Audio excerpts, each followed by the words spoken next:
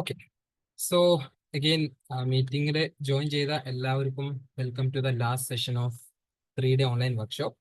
ഈ ഒരു സെഷൻ നമ്മൾ ഉദ്ദേശിക്കുന്നത് ഈ വർഷം ജാം നല്ല മാർക്കോടെയും നല്ല റാങ്കോടെയും ക്ലിയർ ചെയ്തിട്ടുള്ള കുട്ടികൾ അവരുടെ പ്രിപ്പറേഷൻ ജേണി എങ്ങനെയായിരുന്നു, അവർക്ക് എന്തൊക്കെ കാര്യങ്ങളാണ് നല്ലതായിട്ട് പ്രിപ്പറേഷൻ ടൈമിൽ ഒരുപാട് ഹെൽപ്പ് ചെയ്ത കാര്യങ്ങൾ എന്താണ്, എങ്ങനെയാണ് അവരുടെ സമയം മാനേജ് ചെയ്തത്, ഇങ്ങനെയുള്ള കാര്യങ്ങളെല്ലാം അവരുടെ പേഴ്സണൽ എക്സ്പീരിയൻസ് നിങ്ങൾക്ക് പറഞ്ഞു തരും.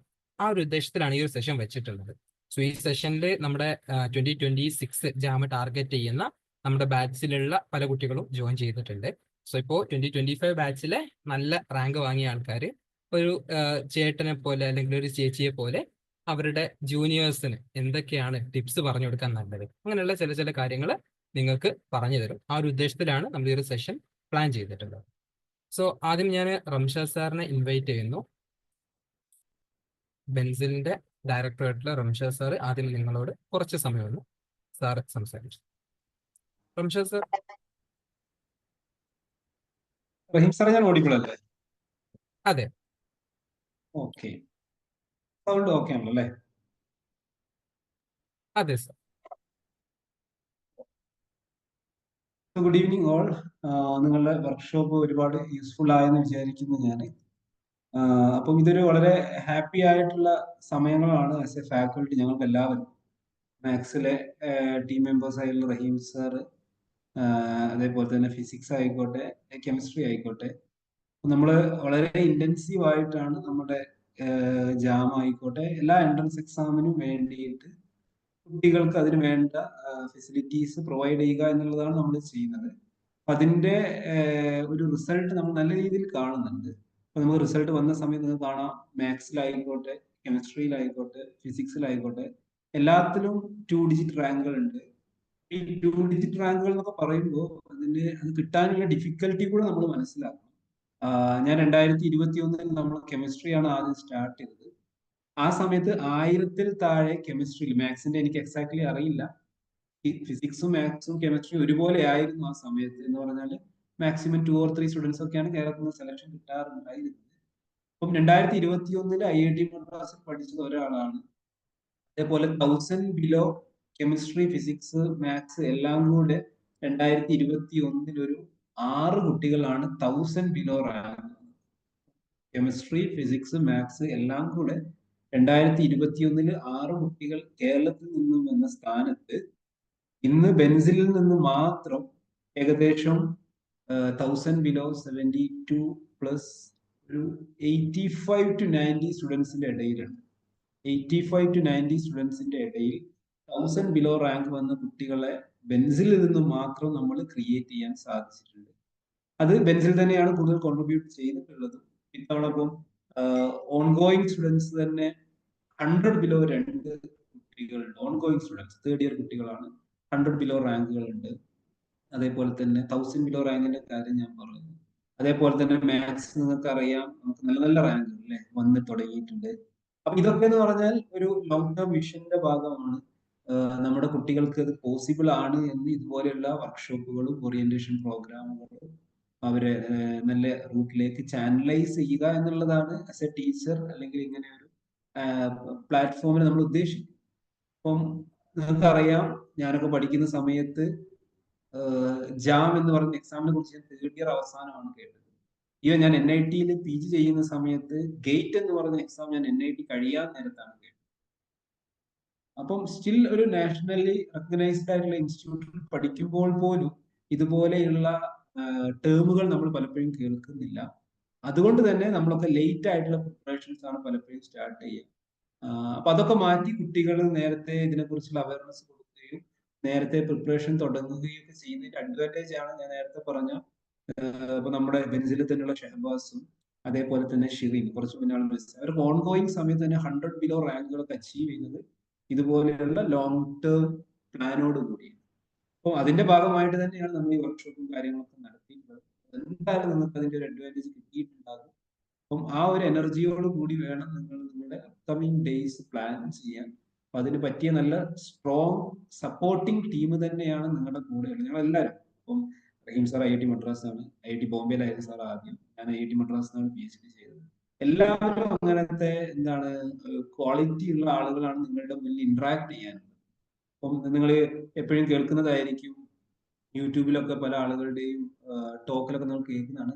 നമ്മൾ എന്ന് പറയുന്ന ആൾ എന്ന് പറഞ്ഞാൽ നമ്മൾ ഇന്ററാക്ട് ചെയ്യുന്ന നമ്മുടെ സറൗണ്ടിങ്സിൽ ഒരു 5 പേരുടെ ആവറേജ് ആയിരിക്കും എന്നൊക്കെ പലപ്പോഴും നിങ്ങൾ കേട്ടിട്ടുണ്ടാവും. അപ്പൊ ആരുമായിട്ടാണോ ഫ്രീക്വന്റ് ആയിട്ട് കമ്മ്യൂണിക്കേറ്റ് ചെയ്യുന്നത് അതിലെ ഒരു ആവറേജ് ആയിരിക്കും ഞാൻ. അപ്പൊ ഇവിടെ നിങ്ങൾക്ക് അങ്ങനെ കമ്മ്യൂണിക്കേറ്റ് ചെയ്യാൻ IIT-യിൽ നിന്നുള്ള ഫാക്കൽറ്റീസ്, റഹീം സാർ ആയിക്കോട്ടെ, അതേപോലെ തന്നെ ഞങ്ങൾ എല്ലാവരും നമ്മുടെ ടീമിന്റെ കൂടെയുണ്ട്. നിങ്ങൾ അതിലെ ആവറേജ് ആവാൻ ഞങ്ങളുമായിട്ട് എപ്പോഴും കമ്മ്യൂണിക്കേറ്റ് ചെയ്യാം.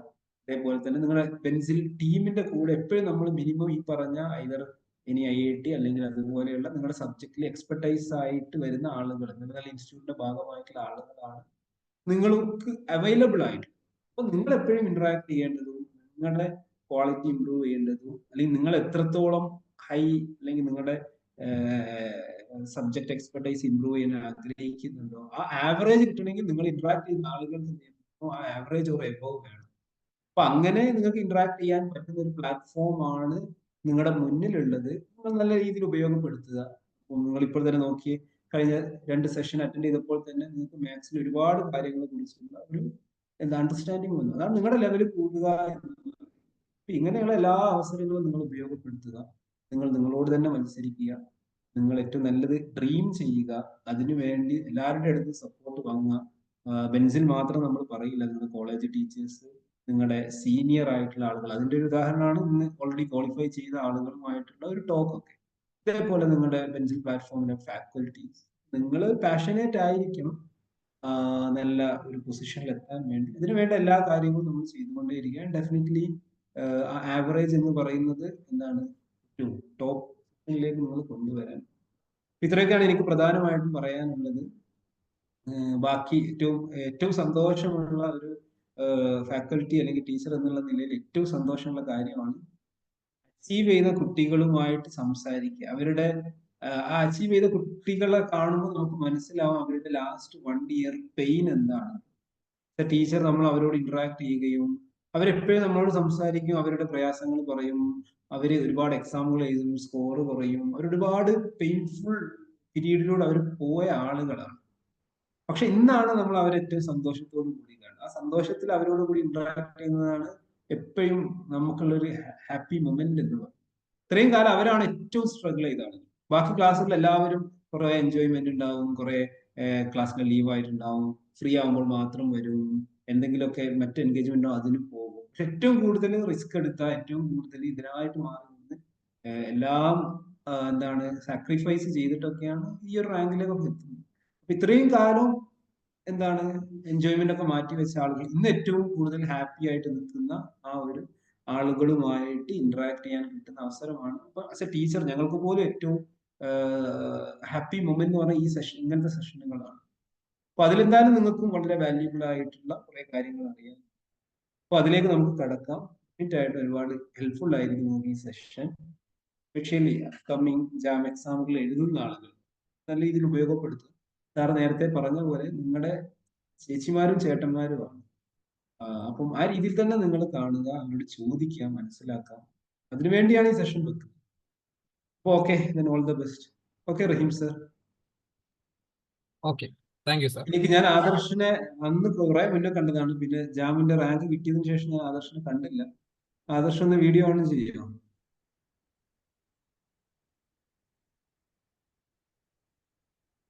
Okay Adarsh, congratulation.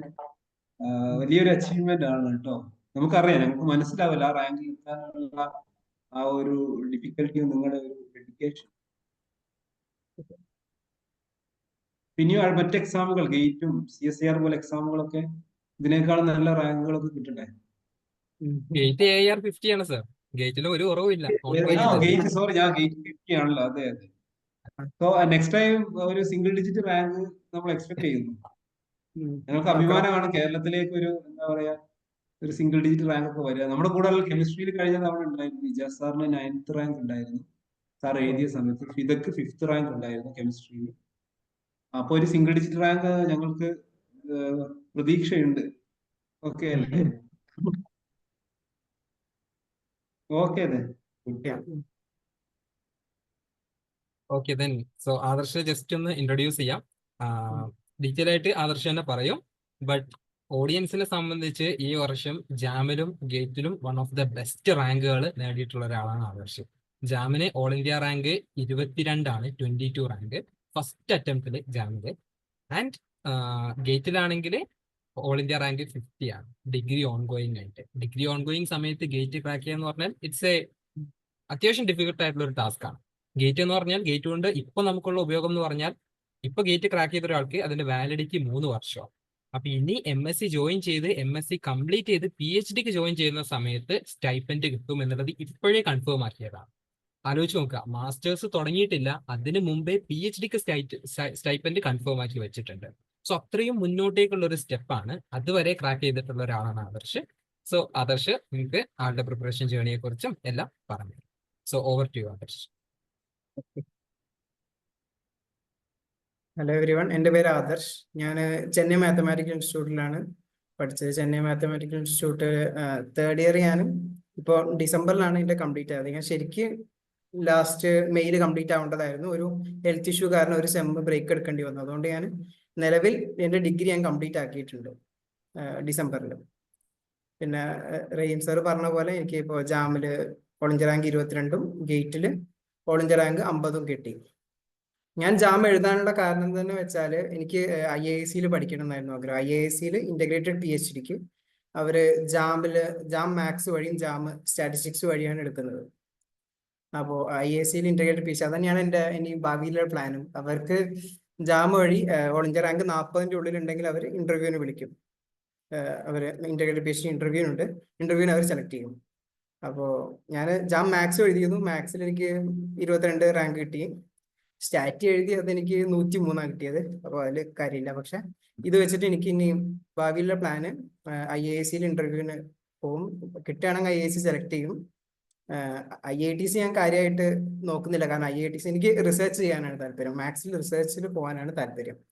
അപ്പോൾ അതുകൊണ്ട് റിസർച്ച് ഇൻസ്റ്റിറ്റ്യൂട്ട്സ് ആയ IISc, അത് കഴിഞ്ഞ പോലെ ISERS ഉണ്ട്, പിന്നെ CMI ISI അവരുടെയൊക്കെ എക്സാംസ് ഞാൻ എന്തായാലും എഴുതുന്നുണ്ട്. മാസ്റ്റേഴ്സ് എക്സാംസ് സെപ്പറേറ്റ് ആയിട്ടുണ്ട് CMIക്കും ISIക്കും. പിന്നെ ഈ ജാമിന്റെ റാങ്ക് വെച്ചിട്ട് എനിക്ക് ഓൾറെഡി ഇപ്പോൾ ഐസർ പൂനെ വിളിച്ചിട്ടില്ല. പക്ഷെ ഐസർ പൂനെ വിളിച്ചാൽ ഡയറക്റ്റ് ആയിട്ട് എനിക്ക് അവിടെ മാസ്റ്റേഴ്സിന് ജോയിൻ ചെയ്യാം. അപ്പോൾ ഇതൊക്കെയാണ് ഫ്യൂച്ചർ പ്ലാൻസ്. ഇപ്പോൾ ഫസ്റ്റ് പ്രയോറിറ്റി എനിക്ക് ഇപ്പോൾ നിലവിലുള്ളത് IISc ഇന്റർവ്യൂ ക്രാക്ക് ചെയ്യാൻ പറ്റുകയാണെങ്കിൽ അവിടെ ഇന്റഗ്രേറ്റഡ് PhDക്ക് ജോയിൻ ചെയ്യാന്നുള്ളതാണ്. ഇനി ഞാൻ എങ്ങനെയാണ് ജാമിന് വേണ്ടി പ്രിപ്പയർ ചെയ്തതെന്ന് പറയണം. അപ്പോൾ ഞാൻ പറഞ്ഞല്ലോ, ഞാൻ ജസ്റ്റ് ഡിഗ്രി കംപ്ലീറ്റ് ചെയ്തു, ഈ ഡിസംബറിൽ കംപ്ലീറ്റ് ചെയ്തു. അപ്പോൾ ആ ഒരു സമയം, അതുവരെയുള്ള സമയം കോഴ്സിന്റെ ഒപ്പം ജാമിന്റെ പ്രിപ്പറേഷൻ അത്ര തന്നെ നന്നായിട്ട് പഠിക്കുക എന്ന് പറഞ്ഞാൽ ഭയങ്കര പണിയാണ്. നമ്മൾ കൺസെപ്റ്റ്സ് പരമാവധി മനസ്സിലാക്കി വെക്കുക. കൺസെപ്റ്റ്സ് നമ്മൾ എത്ര സ്ട്രോങ് ആവുന്നു അത്രയും നമുക്ക് എളുപ്പത്തിൽ പ്രോബ്ലംസ് ഗ്രാസ്പ് ചെയ്യാൻ പറ്റും. എളുപ്പത്തിൽ നമുക്ക് ജാമിന്റെ പ്രാക്ടീസ് ടെസ്റ്റുകളൊക്കെ നമുക്ക് അനലൈസ് ചെയ്ത് മിസ്റ്റേക്ക് അനലൈസ് ചെയ്തിട്ട് അങ്ങനെ ചെയ്യാൻ പറ്റും. ഫസ്റ്റ് ഞാൻ ചെയ്തത് ഇതാണ്, കൺസെപ്റ്റ്സ് ഒക്കെ നമ്മൾ ഫണ്ടമെന്റലി എല്ലാം കറക്റ്റായിട്ട് സ്ട്രോങ് ആയിട്ട് വെക്കുക. ഇപ്പൊ എനിക്ക് ഇപ്പൊ CMIയിലാണെങ്കിൽ അവിടെ അത്ര പ്രാക്ടിക്കൽ ഓറിയന്റഡ് ആയ മൾട്ടിപ്പിൾ ഇന്റഗ്രൽസ്, അതുപോലെ ഡിഫറൻഷ്യൽ ഇക്വേഷൻസ്, അങ്ങനെ ആപ്ലിക്കേഷൻ ബേസ്ഡ് ടോപ്പിക്സ് ഒന്നും അത്ര അധികം ഇല്ല. അതേപോലെ കാൽക്കുലേറ്റീവ് ബേസ്ഡ് ആണല്ലോ ഇങ്ങനത്തെ മൾട്ടിപ്പിൾ ഇന്റഗ്രൽസും ഡിഫറൻഷ്യൽ ഇക്വേഷനൊക്കെ. അതൊന്നും അത്ര സ്ട്രോങ് ആയിട്ട് പഠിപ്പിച്ചിട്ടില്ല. അവിടെ കൂടുതലും തിയറി ബേസ്ഡ് ആണല്ലോ CMIയിൽ. അപ്പോൾ ഇങ്ങനത്തെ കുറച്ച് വീക്ക് ഏരിയാസ് എനിക്കുണ്ടായിരുന്നു, മൾട്ടിപ്പിൾ ഇന്റഗ്രൽസ്, ഡിഫറൻഷ്യൽ ഇക്വേഷൻസ് ഒക്കെ. അതൊക്കെ ഞാൻ ആദ്യം അങ്ങനെ ടോപ്പിക്സ് മനസ്സിലാക്കി. പിന്നെ ബെൻസിലിന്റെ പ്രാക്ടീസ് ടെസ്റ്റുകൾ എഴുതി, ഓരോ ടോപ്പിക് വൈസ് ടെസ്റ്റ് ഒക്കെ എഴുതി.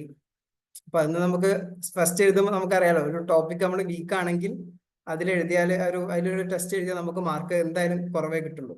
പക്ഷെ ഞാനത് എഴുതുന്നത് എവിടൊക്കെയാണ്, ഏതൊക്കെ ടൈപ്പ് ക്വസ്റ്റ്യൻസ് ആണ് വരുന്നത് നമുക്കൊരു എക്സാം എഴുതിയാലേ മനസ്സിലാവുള്ളൂ. നമ്മൾ കുറെ ടോപ്പിക്ക് ഇരുന്ന് പഠിച്ചു, നമ്മൾ മോക്ക് ടെസ്റ്റുകൾ അധികം എഴുതിയില്ല എങ്കിൽ നമുക്ക് ഒരു ഐഡിയ കിട്ടില്ല. നമ്മുടെ പ്രിപ്പറേഷൻ എത്ര കറക്റ്റ് ആണ്, ഒരു എക്സാം വെച്ച് നോക്കുമ്പോൾ എത്ര ആക്യുറേറ്റ് ആണ് നമുക്ക് കിട്ടില്ല. അപ്പോൾ വേറൊരു എക്സാമിന് പഠിക്കുന്ന ആളെ സംബന്ധിച്ച് ജാം ക്രാക്ക് ചെയ്യാന്ന് പറഞ്ഞാൽ ജാമിന്റെ ഒരു ലെവൽ തന്നെ ജാമിന്റെ പ്രോബ്ലംസ് തന്നെ നമ്മൾ സോൾവ് ചെയ്യണം. എങ്കിലല്ലേ ആ ഒരു പാറ്റേൺ നമുക്ക് മനസ്സിലാവുള്ളൂ. അപ്പോൾ അങ്ങനെയാണ് ഞാൻ ഫസ്റ്റ് ഇങ്ങനെ കൺസെപ്റ്റ്സ്, ഈ എക്സാമ്പിൾ വെച്ച് പറയാം. ഞാൻ മൾട്ടിപ്പിൾ ഇന്റഗ്രൽസ് എനിക്ക് അത്യാവശ്യം നല്ല വീക്കായിരുന്നു. ഞാൻ ലാസ്റ്റ് ആണ് അതിന്റെ ഫോർമുലാസ് ഒക്കെ പഠിച്ചത് അതിന് മുമ്പ്. അപ്പോൾ ഞാൻ ഫോർമുല പഠിച്ചറിയാൽ ഓർമ്മ നിൽക്കില്ല. അപ്പോൾ ഓർമ്മ നിൽക്കണമെങ്കിൽ നമ്മൾ ചെയ്യേണ്ടത് എന്താണ്? പ്രാക്ടീസ്. ഞാൻ കുറെ പ്രോബ്ലംസ് പ്രാക്ടീസ് ചെയ്യും. കൂടുതൽ നമ്മൾ പ്രോബ്ലംസ് നമ്മൾ കൈകൊണ്ട് പ്രാക്ടീസ് ചെയ്യുമ്പോൾ നമ്മൾ അങ്ങനെ ഫോർമുല അതങ്ങനെ കാണാപാടായി വരും. ഇതാണ് ഞാൻ കാര്യമായിട്ട് മെമ്മറൈസേഷൻ ആയിട്ട് ഉപയോഗിച്ചിട്ടുള്ളത്. കാരണം ഗ്രൂപ്പ് തിയറിയിലും കുറച്ചധികം ഫോർമുലാസ് ആവശ്യം വരും. അപ്പോൾ അതിൽ നമുക്ക് ഹെൽപ്പ് ചെയ്യുന്നത് ഈ പ്രോബ്ലംസ്, നമ്മൾ മോക്ക് ടെസ്റ്റിലൊക്കെ ഒരു പ്രോബ്ലംസ് കിട്ടിയില്ല, പിന്നെ അതിന്റെ സൊല്യൂഷൻസ് നോക്കുമ്പോൾ കാണാം, ഓക്കെ അതിൽ അവിടെ ആ ഫോർമുല ഉപയോഗിച്ചിട്ടുണ്ട് നമുക്ക് മനസ്സിലാവും. അങ്ങനെ അതുകൊണ്ടാണ് ഞാൻ പറഞ്ഞത് മോക്ക് ടെസ്റ്റ് എപ്പോഴും നമ്മൾ അത്രയും ഇമ്പോർട്ടൻസോടുകൂടി എഴുതണം. മോക്ക് ടെസ്റ്റ്, ടോപ്പിക് വൈസ് ടെസ്റ്റുകൾ നമ്മൾ എത്ര പ്രിപ്പയർ ചെയ്തിട്ടുണ്ടെങ്കിൽ നമുക്ക് വീണ്ടും ഇമ്പ്രൂവ് ചെയ്യാൻ പറ്റും. വീണ്ടും നമ്മൾ മറന്നു പോകുന്ന ഏരിയാസ് ഉണ്ടായിരിക്കും. സോ അങ്ങനെയാണ് ഞാൻ എൻ്റെ സ്ട്രാറ്റജി ചെയ്തത്. ഞാൻ എല്ലാ ടോപ്പിക്സും പറ്റുന്നത്ര തീർത്തു വെച്ചു, റിവൈസ് ചെയ്ത് വെച്ചു. എന്നിട്ട് മോക്ക് ടെസ്റ്റ് എഴുതും. സ്റ്റാർട്ടിങ് ഫസ്റ്റ് മോക്ക് ടെസ്റ്റ് ഇപ്പോൾ ടോപ്പിക് വൈസ് ടെസ്റ്റിലൊന്നും മാർക്ക് കിട്ടില്ല. മൾട്ടിപ്പിൾ ഇന്റഗ്രൽസിലൊക്കെ എനിക്ക് നല്ല കുറവായിരുന്നു. ഒരു ടോപ്പിക് വൈസിൽ 50%-നേക്കാളും കുറവ് മാർക്കാണ് മൾട്ടിപ്പിൾ ഇന്റഗ്രൽസിൽ എനിക്ക് കിട്ടിയത്. കുറെ മിസ്റ്റേക്സ് വരുത്തി, കുറെ ഫോർമുല എനിക്ക് അറിയില്ലായിരുന്നു. ചോദ്യം കാണും പക്ഷെ എന്താ ചെയ്യേണ്ടതെന്ന് അറിയില്ല. അങ്ങനത്തെ ഏരിയാസ് ഒക്കെ ഉണ്ടായിരുന്നു, അങ്ങനത്തെ പ്രശ്നങ്ങളൊക്കെ ഉണ്ടായിരുന്നു. അപ്പോൾ അങ്ങനെ മോക്ക് ടെസ്റ്റ് എഴുതി അതിന്റെ സൊല്യൂഷൻ നോക്കി അവിടെ മിസ്റ്റേക്ക് ഉണ്ടെന്ന് മനസ്സിലാക്കി അങ്ങനെ ആ ടോപ്പിക് ഇരുന്ന് കാര്യമായിട്ട് പഠിച്ചു നെക്സ്റ്റ് മോക്ക് ടെസ്റ്റിൽ. അങ്ങനെയാണ് ഞാൻ ഇമ്പ്രൂവ് ചെയ്ത് കൊണ്ടുവന്നത്. ഇതാണ് ഞാൻ കാര്യമായിട്ട് ജാമിനായിട്ട് ചെയ്തിട്ടുള്ളത്. ഫസ്റ്റ് ഞാൻ ഇങ്ങനെ ഫുള്ള് ടോപ്പിക്സ് ഒക്കെ എല്ലാം ക്ലിയർ ആക്കി.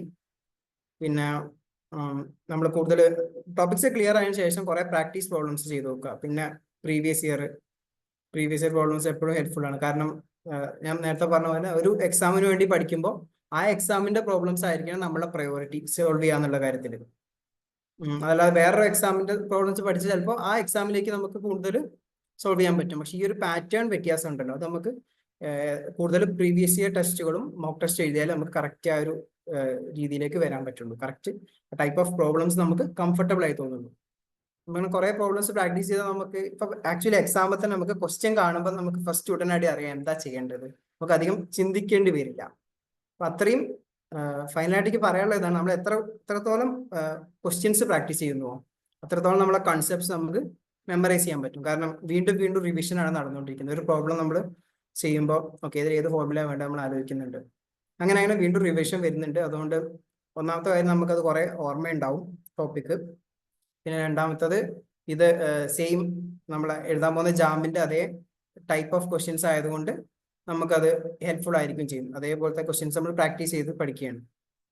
അപ്പോൾ ഇങ്ങനെയാണ് ഞാൻ ഇമ്പ്രൂവ് ചെയ്തത്. ഇപ്പോൾ മൾട്ടിപ്പിൾ ഇന്റഗ്രൽസിന്റെ കേസിൽ ആദ്യമൊക്കെ വളരെ മാർക്ക് കുറവായിരുന്നു. പിന്നെ ഞാൻ കാരണം എത്രത്തോളം നമ്മൾ കുറെ ഫോർമുല ഒക്കെ പഠിക്കാനുണ്ടാവുമ്പോണ്ടല്ലോ, നമ്മൾ കുറെ കാണാപാഠം പഠിക്കും. പക്ഷേ ഫസ്റ്റ് എക്സാം എഴുതി നോക്കുമ്പോൾ നമുക്ക് ഏത് ഫോർമുല ഉപയോഗിക്കേണ്ടത് പോലും ഓർമ്മ ഉണ്ടാവില്ല. ഒരു ഇന്റഗ്രൽ കാണും, കുറേ നമ്മൾ പഠിച്ചു വെച്ചിട്ടുണ്ടാവും. ഓരോ കേസിൽ ഈ ഫോർമുല ഉപയോഗിക്കണം, ഈ കേസിൽ മറ്റേ ഫോർമുല ഉപയോഗിക്കണം, അങ്ങനെ കുറെ കണ്ടുവച്ചിട്ടുണ്ടാവും. പക്ഷെ അത് ഏതാന്ന് പോലും നമുക്ക് ഫസ്റ്റ് ടെസ്റ്റ് എഴുതുമ്പോൾ ഒരു ഐഡിയയും കിട്ടില്ല. പിന്നെ അത് നമ്മൾ ഫസ്റ്റ് ടെസ്റ്റ് എഴുതി ഓക്കെ കുറെ മിസ്റ്റേക്സ് വരുത്തും. പിന്നെ ഏതൊക്കെയാണ് വീണ്ടും ആ മിസ്റ്റേക്സ് അനലൈസ് ചെയ്യുക. ഓക്കെ ഇവിടെ മിസ്റ്റേക്ക് വരുത്തിയിട്ടുണ്ട്, അപ്പൊ അതിൽ നിന്ന് നമുക്ക് എന്ത് മനസ്സിലാക്കാം, ആ ടോപ്പിക്ക് നമുക്ക് സ്ട്രോങ് അല്ല. ഞാൻ പഠിച്ചിട്ടുണ്ട് പക്ഷെ ഫോർമുല ഓർമ്മയില്ല, അല്ലെങ്കിൽ ഫോർമുല കറക്റ്റ് ഏതാ അപ്ലൈ ചെയ്യേണ്ടതെന്ന് അറിയുന്നില്ല, അതല്ലെങ്കിൽ കൺസെപ്റ്റ് എനിക്ക് മനസ്സിലായിട്ടില്ല. അതൊക്കെ നമുക്ക് ഇങ്ങനെ എക്സാംസ് എഴുതിയാൽ മനസ്സിലാക്കാം.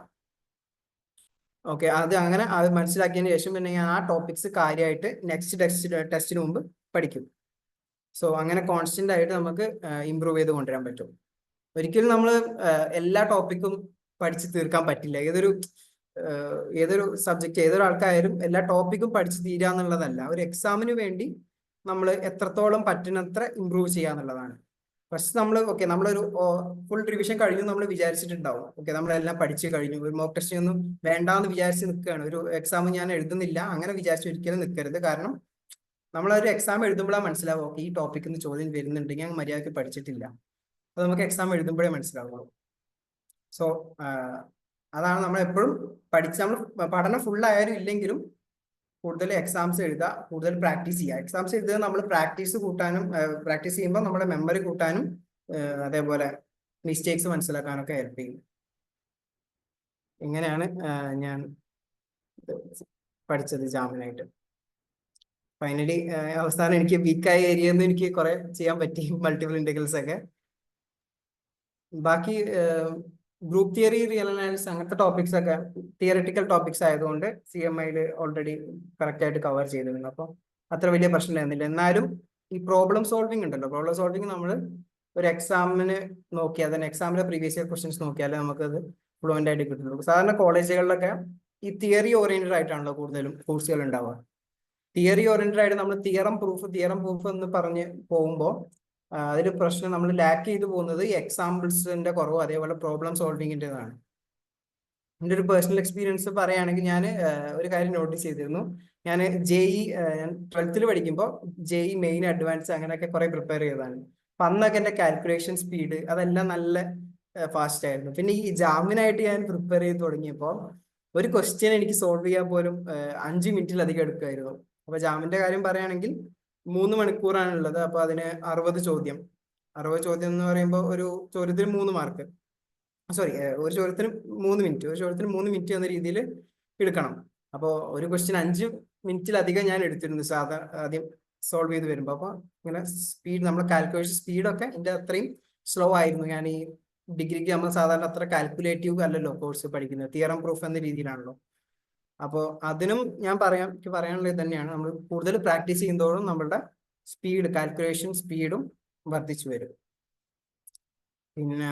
പിന്നെ എനിക്ക് പറയാനുള്ളത് വേറെ ഒരു സ്ട്രാറ്റജിയും കൂടി ഞാൻ പറയാൻ ജാമിൽ അപ്ലൈ ചെയ്തത്. ജാമിന്റെ കേസ് പറയുകയാണെങ്കിൽ 50 മാർക്ക് സിംഗിൾ കറക്റ്റ് ആണ്, 50 മാർക്ക് സിംഗിൾ കറക്റ്റ് ആണ് വരിക. ബാക്കി 20 മാർക്ക് മൾട്ടിപ്പിൾ കറക്റ്റ് എന്നാണ് വരിക. പിന്നെ 30 മാർക്ക് 20 ചോദ്യങ്ങളായിട്ട് ന്യൂമറിക്കലായിട്ട് വരിക. അപ്പോൾ മെയിൻ ആയിട്ടുള്ളത് സിംഗിൾ കറക്റ്റ് ആണ്. അപ്പൊ ഞാൻ ഫസ്റ്റ് സെക്ഷനും ക്വസ്റ്റ്യൻ പേപ്പറിൽ ഉണ്ടാവുക സിംഗിൾ കറക്റ്റ് ക്വസ്റ്റ്യൻസ് തന്നെയാണ്. അതന്നെയാണ് ഞാൻ ഫസ്റ്റ് ചെയ്തു തുടങ്ങിയത്. കാരണം അതെന്നാണ് കൂടുതൽ ചാൻസ് ഉള്ളത് നമുക്ക് സോൾവ് ചെയ്യാൻ. കാരണം മൾട്ടിപ്പിൾ കറക്റ്റിന്റെ കേസൊക്കെ പറയുകയാണെങ്കിൽ 4 ഓപ്ഷൻ ഉണ്ട്. അതിൽ 4 ഓപ്ഷനിൽ നമ്മൾ 2 ഓപ്ഷൻ കറക്റ്റ് ആയി, 3ാമത്തെ ഓപ്ഷൻ നമുക്ക് കറക്റ്റ് ആണോ അല്ലേന്ന് അറിയില്ല. അങ്ങനത്തെ കേസിലൊക്കെ നമുക്ക് മാർക്ക് കിട്ടാൻ പണിയാണ്, കുറെ സമയം പോവുകയും ചെയ്യും. കാരണം ഓരോ ഓപ്ഷൻസ് നമ്മൾ റിവ്യൂ ചെയ്ത് നോക്കേണ്ടി വരും, ശരിയാണോ തെറ്റാണോ എന്നുള്ളതൊക്കെ. അപ്പൊ ഞാൻ എക്സാമിന് അപ്ലൈ ചെയ്ത സ്ട്രാറ്റജി ഇതാണ്. ഫസ്റ്റ് ഞാൻ നോക്കിയത് single correct options, single correct questions ഒക്കെ ആദ്യം പറ്റുന്നത്ര കവർ ചെയ്തു. പിന്നെ പറ്റുന്നത്ര ഞാൻ വെറുതെ ഗസ് ചെയ്യാൻ ശ്രമിച്ചിട്ടില്ല. ഗസ് ചെയ്താൽ നമുക്ക് വിചാരിച്ചതിനേക്കാൾ കൂടുതൽ നെഗറ്റീവ് മാർക്ക് പോകും. നെഗറ്റീവ് മാർക്ക് വരിക എന്ന് പറഞ്ഞാൽ ഒരു നല്ല ഒരു വിഷമമുള്ള ഒരു സംഭവമാണ്. കാരണം നമുക്ക് കിട്ടിയ മാർക്കിൽ നിന്ന് വീണ്ടും മാർക്ക് മൈനസ് ആയി പോവല്ലേ. അപ്പോൾ പറ്റുന്നത്ര ഗസ് ചെയ്യാതിരിക്കുക. ഇതൊരു 50-50 ചാൻസ് ഒക്കെ ഉണ്ട്. ഒരു ഓപ്ഷൻ എ, ഓപ്ഷൻ ഡി, 2 ഓപ്ഷനിൽ ഒന്ന് കറക്റ്റ് ആണ് തോന്നുകയാണ്. എന്നാലും ഞാൻ പറയുന്നത് വീണ്ടും ആലോചിച്ച് നോക്കിയിട്ട് മാത്രം, കൂടുതൽ ചാൻസ് തോന്നുകയാണെങ്കിൽ മാത്രം ടിക്ക് ചെയ്യുക. 50-50 ചാൻസിൽ പോലും കറക്കി കുത്തരുത്. അങ്ങനെയാണ് ഈ സിംഗിൾ കറക്റ്റിന്റെ കേസിൽ പറയാനുള്ളത്. പിന്നെ ഞാൻ ഫസ്റ്റ് സിംഗിൾ കറക്റ്റ് അറ്റംപ്റ്റ് ചെയ്തു. പിന്നെ ഞാൻ പേപ്പർ അറ്റംപ്റ്റ് ചെയ്യുമ്പോൾ മൾട്ടിപ്പിൾ കറക്റ്റ് ക്വസ്റ്റ്യൻസ് ചിലതെന്ന് പറഞ്ഞ പോലെ എല്ലാ ഓപ്ഷൻസും നോക്കേണ്ടി വരും നമുക്കൊരു ഫൈനൽ ആൻസറിലേക്ക് എത്താൻ. ഇപ്പോൾ which of the following are correct എന്നൊക്കെ ആയിരിക്കും ചോദ്യം ഉണ്ടാവും. അപ്പോൾ എല്ലാ ഓപ്ഷനും നമുക്ക് കാൽക്കുലേറ്റ് ചെയ്ത് നോക്കേണ്ടി വരും. അങ്ങനത്തെ ക്വസ്റ്റ്യൻസ് ഒക്കെ ഞാൻ ലാസ്റ്റിലേക്ക് വെച്ചു.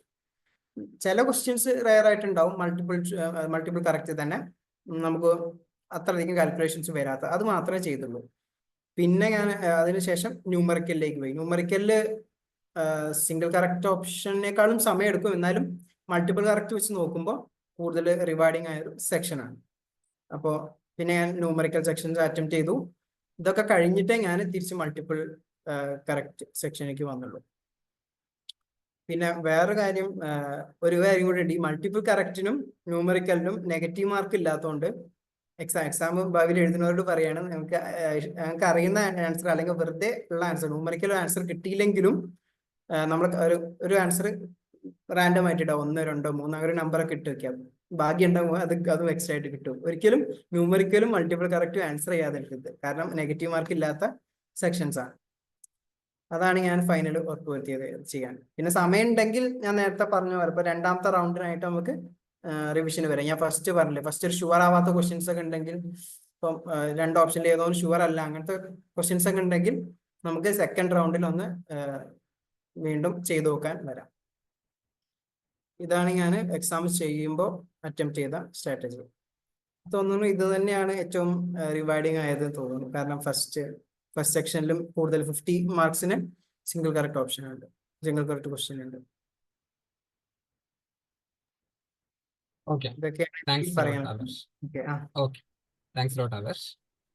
ബൈ ദ വേ, ഈ പറയുന്ന സ്ട്രാറ്റജീസിലെല്ലാം എനിക്ക് സ്റ്റുഡൻസിനോട് കോമൺ ആയിട്ട് പറയാനുള്ള ഒരു കാര്യം, ഇപ്പോ ഏത് സെക്ഷൻ വെച്ച് സ്റ്റാർട്ട് ചെയ്യണം എന്നുള്ളതെല്ലാം ഒരുപാട് ആൾക്കാരനുസരിച്ചുകൂടെ ഡിപ്പെൻഡ് ചെയ്യും. ഇപ്പൊ നിങ്ങൾ അതെ ഒരു വർഷം പ്രിപ്പയർ ചെയ്യുന്ന സമയത്ത് ഒരുപാട് എക്സാംസ് എഴുതുമ്പോൾ നിങ്ങൾ തന്നെ ഫിഗർ ഔട്ട് ചെയ്യും ഇത് ഏത് സ്ട്രാറ്റജി എത്രത്തോളം നിങ്ങൾക്ക് അപ്ലിക്കബിൾ ആണ്. ചിലർ വേറെ ഇപ്പൊ ചിലർ ന്യൂമറിക്കൽ വെച്ച് സ്റ്റാർട്ട് ചെയ്യാറുണ്ട്. കാരണം നെഗറ്റീവ് ഇല്ല. MCQ ലൈക്ക് ഒരു ഓപ്ഷൻ സെലക്ട് ചെയ്താൽ നെഗറ്റീവ് ഉണ്ടെന്ന് പേടിച്ചിട്ട് അത് അറ്റൻഡ് ചെയ്യാത്ത ആൾക്കാരുണ്ട് സ്റ്റാർട്ടിങ്ങിൽ. സോ അതൊക്കെ ഓരോരുത്തർക്കും നിങ്ങളുടെ പേഴ്സണാലിറ്റിക്ക് സ്യൂട്ട് ആവുന്നത് ഏതാണ് എന്ന് നിങ്ങൾക്ക് ഇവഞ്ച്വലി മനസ്സിലാവും. ഓക്കെ, ആദർശം ഒരു ക്വസ്റ്റ്യൻ ഉണ്ട് ചേർത്ത്. ഏതൊക്കെ ടോപ്പിക്സ് ആണ്?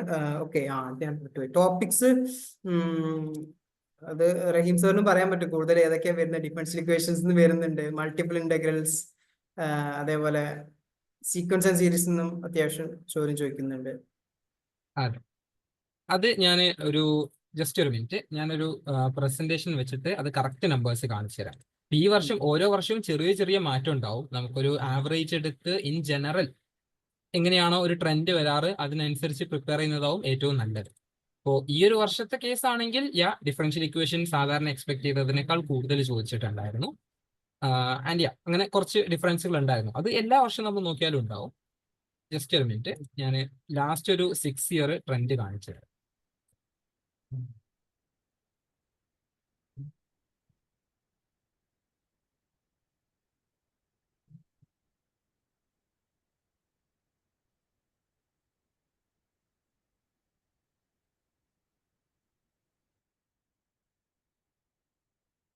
സോ ഇത് ലാസ്റ്റ് 2018 മുതൽ 24 വരെ റഫ്ലി 7 വർഷങ്ങളിലെ പേപ്പറുകളുടെ ഒരു അനാലിസിസ് ആണ്. ഓക്കെ, സോ ഇതിൽ നിങ്ങൾക്ക് കാണാൻ പറ്റും 75 ക്വസ്റ്റ്യൻസ് വന്നിട്ടുള്ള ഒരു ടോപ്പിക്കാണ് ലീനിയർ അൾജിബ്ര എന്ന് പറയുന്നത്. സോ ഹയസ്റ്റ് ഏറ്റവും കൂടുതൽ ക്വസ്റ്റ്യൻസ് വരുന്നത് ഒന്ന് ആക്ച്വലി ഈ ഒരു ടോപ്പിക്കാണ്, ലീനിയർ അൾജിബ്രയിൽ നിന്നാണ്.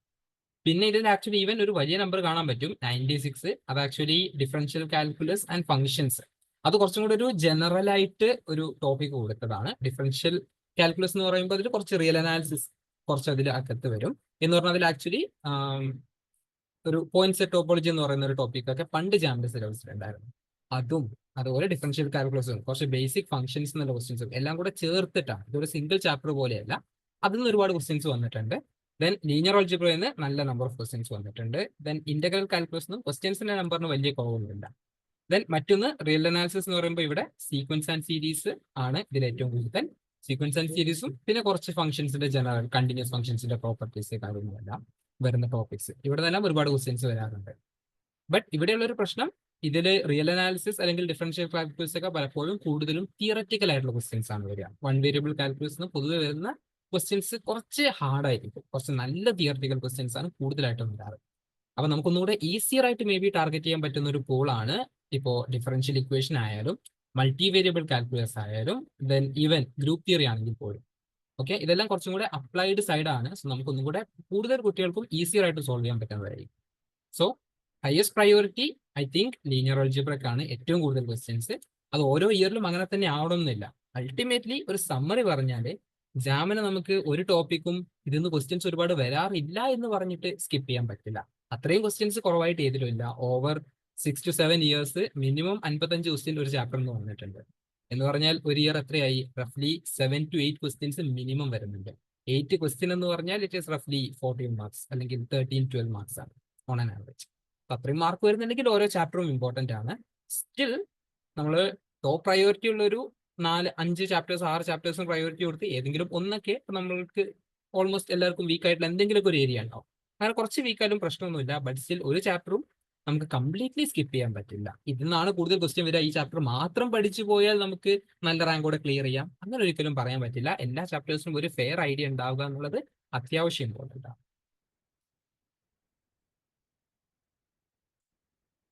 വേറെ എന്തെങ്കിലും ക്വസ്റ്റ്യൻസ് ഉണ്ടോ ആദർശ് സാറിനോട് ചോദിക്കാനായിട്ട് ആർക്കെങ്കിലും?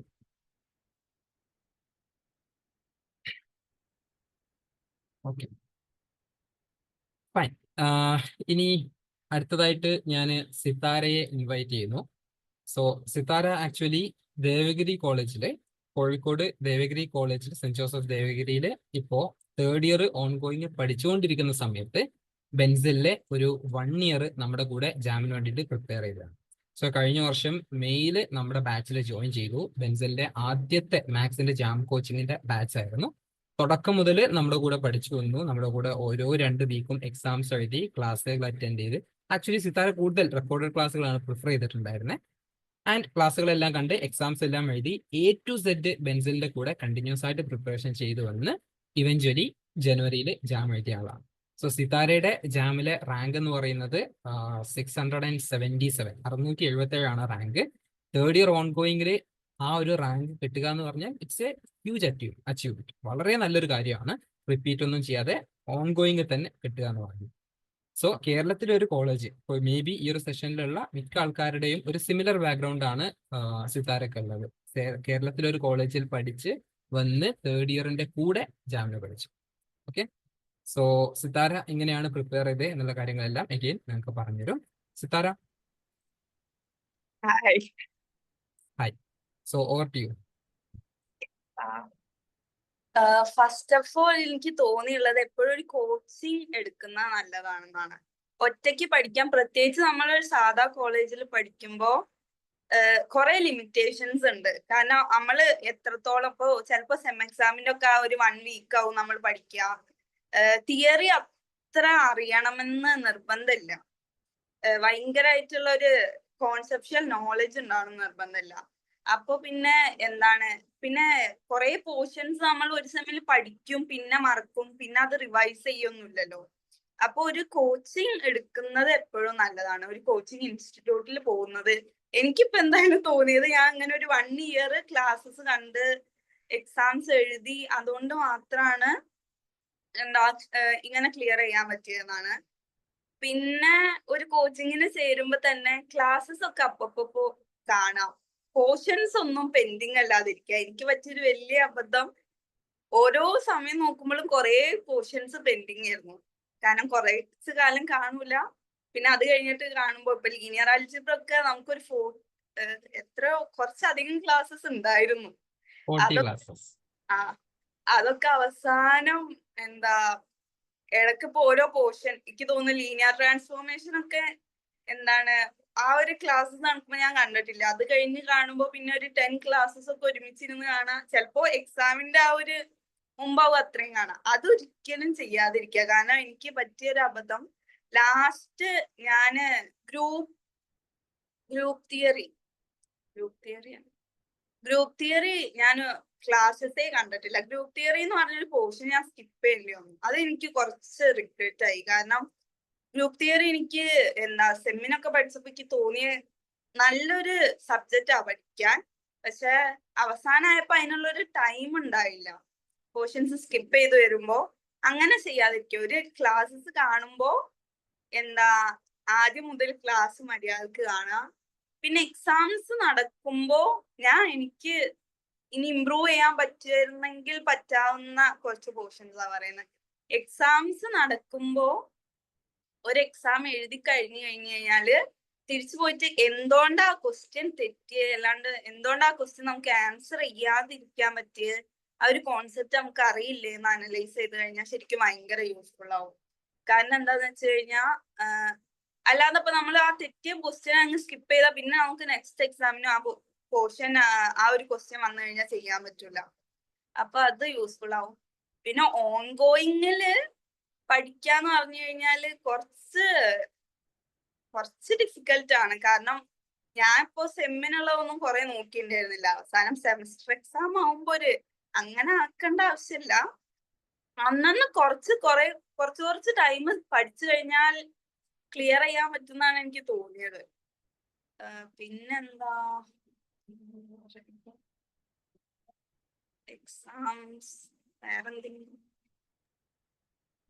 ഓക്കെ, വേറെ എന്തെങ്കിലും സിത്താരയോട് ചോദിക്കാൻ എന്തെങ്കിലും ക്വസ്റ്റ്യൻസ് ഉണ്ടോ ആർക്കെങ്കിലും?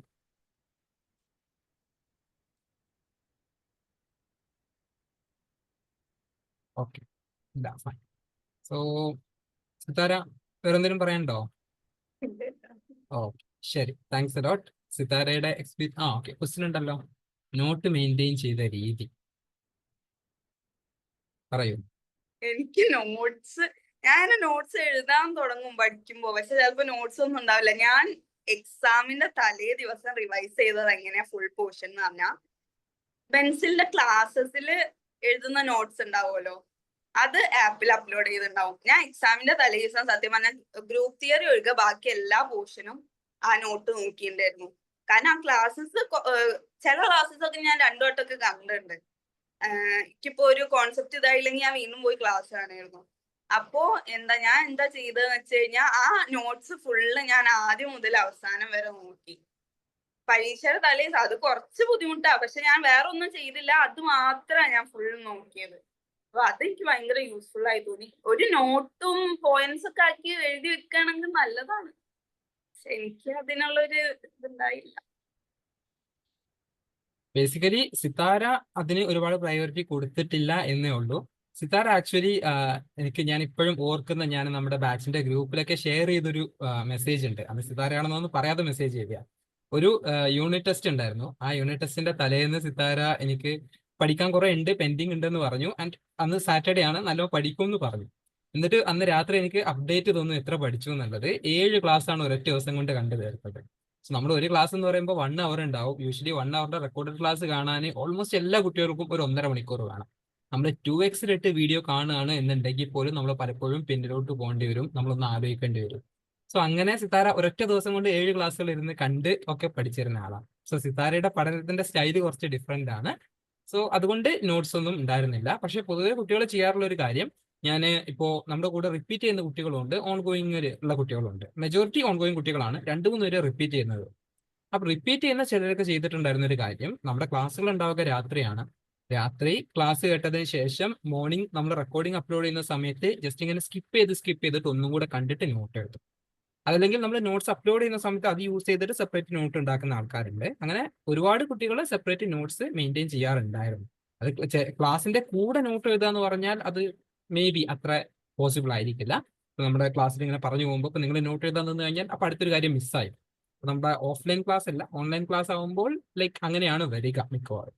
അപ്പോൾ നമ്മുടെ നോട്ട്സ് നമ്മൾ ആക്ച്വലി ആപ്പിൽ അപ്ലോഡ് ചെയ്യും സെപ്പറേറ്റ് ആയിട്ട് PDF ആയിട്ട്. അത് യൂസ് ചെയ്തിട്ട് അതല്ലെങ്കിൽ റെക്കോർഡിംഗ് ഇങ്ങനെ അടിച്ചുവിട്ട് കണ്ടിട്ട് ആണ് യൂഷ്വലി എല്ലാവരും നോട്ട് ഉണ്ടാക്കാറുള്ളത്.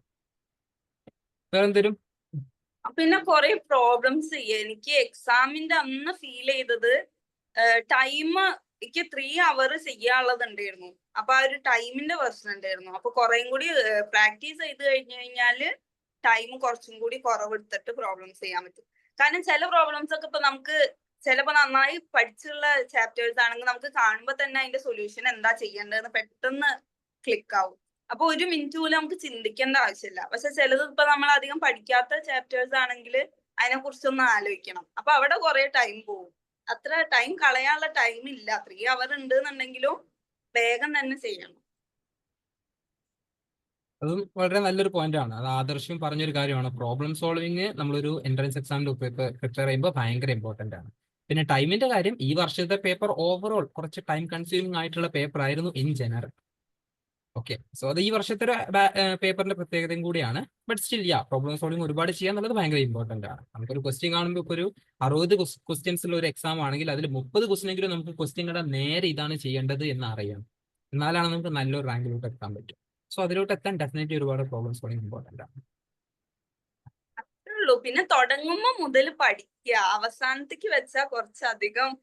പിന്നെ അവസാനമൊക്കെ ഇപ്പൊ ഓൺ ഗോയിങ് ആണെങ്കിൽ കോളേജിന്റെ അവസാനം ഇപ്പൊ ഒരു കോളേജിൽ തന്നെ കുറെ കാര്യങ്ങൾ നടക്കുന്നുണ്ടാവും. അപ്പൊ അവസാനം ഇതൊക്കെ കൂടി ഒരുമിച്ച് പിന്നെ പ്രൊജക്ട് വരും 6th സെം. ഇപ്പൊ 5th സെം ഒക്കെ ആണെങ്കിൽ കുറച്ച് സമാധാനത്തിൽ നമുക്ക് പഠിക്കാനുള്ള ടൈം ഉണ്ട്. 6th സെം ആവുമ്പോ പ്രൊജക്ട് വരും. അപ്പൊ അതൊക്കെ കൂടി ഒരു റഷ് ആവും. പിന്നെ കോളേജിലത്തെ നമുക്കൊരു ടെൻഷൻ ആവും. അപ്പൊ അതില്ലാതിരിക്കാൻ ആദ്യം മുതൽ പഠിക്കാം. അത്രേ ഉള്ളൂ. Okay, thank you. അത് ഇനിയിപ്പോൾ അടുത്ത വർഷത്തെ ബാച്ചിനെ സംബന്ധിച്ച് അത് കുറച്ചും കൂടി ഈസിയർ ആയിരിക്കും. കഴിഞ്ഞ വർഷം നമ്മൾ ബാച്ച് സ്റ്റാർട്ട് ചെയ്ത മെയ്യിലാണ്. ഈ വർഷം നമ്മൾ April 5-ന് April 6-ന് ക്ലാസ് സ്റ്റാർട്ട് ചെയ്യും. നേരത്തെ തുടങ്ങാനുള്ള റീസൺ ഇപ്പൊ സിതാര പറഞ്ഞൊരു കാര്യമാണ്. ടൈം കിട്ടുക എന്ന് പറഞ്ഞ അവസാനത്തേക്ക് ബുദ്ധിമുട്ടാണ് എന്നതുകൊണ്ട് കുറച്ചുകൂടെ നേരത്തെ സ്റ്റാർട്ട് ചെയ്ത് നേരത്തെ പഠിച്ചു തുടങ്ങണം. ഓക്കെ, സോ നേരത്തെ ക്ലാസ്സുകൾ തുടങ്ങുന്നത് കൊണ്ട് ലൈക്ക് ബാച്ചിൽ ജോയിൻ ചെയ്യുന്നവർക്ക് ആ ഒരു ഇഷ്യൂ കുറച്ചും കൂടെ കുറയും. എന്തായാലും നിങ്ങൾ സ്റ്റാർട്ടിംഗ് ഫേസിൽ നല്ലപോലെ പഠിക്കുക എന്നുള്ളത് സിതാര പറഞ്ഞ പോലെ വളരെ ഇമ്പോർട്ടൻ്റ്. ഓക്കെ, സോ അടുത്തതായിട്ട് ഞാൻ സിതാരയുടെ ക്ലാസ്മേറ്റ് ആണ്. ആൻഡ് അഗെയിൻ നമ്മുടെ 1 ഇയർ ഫുൾ തുടക്കം മുതൽ അവസാനം വരെ കോച്ചിങ് ചെയ്ത ഒരു സ്റ്റുഡൻ്റ് ആണ് ഇഷ. ഇഷക്ക് കിട്ടിയിട്ടുള്ളത് ജാമിന് ഈ ഒരു അറ്റംപ്റ്റില് റാങ്ക് 761, 760. ആളും ദേവഗിരി കോളേജിൽ തന്നെ പഠിച്ചതാണ്. സോ ഇഷ, എങ്ങനെയൊക്കെയാ പഠിച്ചെന്നൊക്കെ ഒന്ന് പറഞ്ഞു കൊടുക്കൂ ജൂനിയേഴ്സിന് വേണ്ടി. സോ ഹലോ ഓൾ, ഞാൻ ഇഷ. സിത്താര പറഞ്ഞ കുറെ കാര്യങ്ങൾ എനിക്കും പറയാനുള്ളത് തന്നെയാണ്. ലൈക്ക് ഫസ്റ്റ് മുതൽ ഞാൻ പേഴ്സണലി കാര്യമായിട്ട് സ്റ്റാർട്ട് ചെയ്തത് എനിക്ക് ആ ഒരു ബോധം വന്നത് സെം 6 ആയപ്പോഴാണ്. ഇപ്പോഴാണ് ഞാൻ കാര്യമായിട്ടിരുന്ന് ലൈക്ക് ഇന്റൻസീവ് പ്രിപ്പറേഷൻ എന്ന് പറയുന്നത്, ലൈക്ക് കൂടുതൽ ഇതൊന്ന് ട്രൈ ചെയ്താൽ കിട്ടും എന്നുള്ളൊരു ഫീൽ വന്നപ്പോഴാണ് ഞാൻ പഠിക്കാതിരുന്നത്. ജസ്റ്റ് ഇങ്ങനെ ഓരോ ക്വസ്റ്റ്യൻസ് ഒക്കെ കാണുമ്പോൾ ലൈക്ക് ഇത് ഇത്ര ഹാർഡ് അല്ലല്ലോ എന്ന് തോന്നി തുടങ്ങി. അപ്പൊ നമ്മളൊന്ന് ട്രൈ ചെയ്താൽ കിട്ടും, ട്രൈ ചെയ്യാതെ കിട്ടൂല അഫ്കോഴ്സ്. അപ്പൊ ഒന്ന് ട്രൈ ചെയ്ത് കഴിഞ്ഞാൽ കിട്ടും തോന്നിയപ്പോ ഞാൻ അങ്ങനെ ഇരുന്ന് പഠിക്കാൻ തുടങ്ങി. ലൈക്ക് അപ്പൊ സെം 6 സ്റ്റാർട്ട് ചെയ്തത്. അതുവരെയുള്ള ഞാൻ ഒരു ലൈവ് അറ്റൻഡ് ചെയ്യില്ല. ഞാൻ ബെൻസിന്റെ ഗ്രൂപ്പ് ആണെങ്കിലും ഒന്നും നോക്കലും ഇല്ല. അപ്പം ഒക്കെ പെൻഡിങ് ആയിട്ടുള്ള പോലെ ഇരുന്ന് അത് ഞാൻ ആ സെം 6 ലൈക്ക് ആ ഒരു ചെയ്യണം കിട്ടും എന്നുള്ള ഇത് വന്നപ്പം എല്ലാ പെൻഡിങ്ങും ഇരുന്ന് കാണാൻ തുടങ്ങി. അങ്ങനെയാണ് ട്രാക്കിലൊന്ന് കയറിയത്. ആ ട്രാക്ക് കയറാൻ ഞാൻ കുറച്ച് കഷ്ടപ്പെട്ടു. അത് ഡിസംബർ വെക്കേഷൻ്റെ ആണ് മെയിൻലി ഞാൻ പെൻഡിങ് ഉള്ള കുറേ ക്ലാസ്സസ് കണ്ടു തീർത്തത്. അപ്പം ആ ക്ലാസ്സസ് ഞാൻ നേരത്തെ കണ്ടിട്ടുണ്ടായിരുന്നെങ്കിൽ എനിക്കൊരു പക്ഷേ ആ ഡിസംബർ വെക്കേഷൻ കുറച്ചുകൂടി എഫക്റ്റീവ് ആയിട്ട് പ്രോബ്ലം സോൾവ് ചെയ്ത് ചെയ്യാൻ പറ്റുമായിരുന്നു.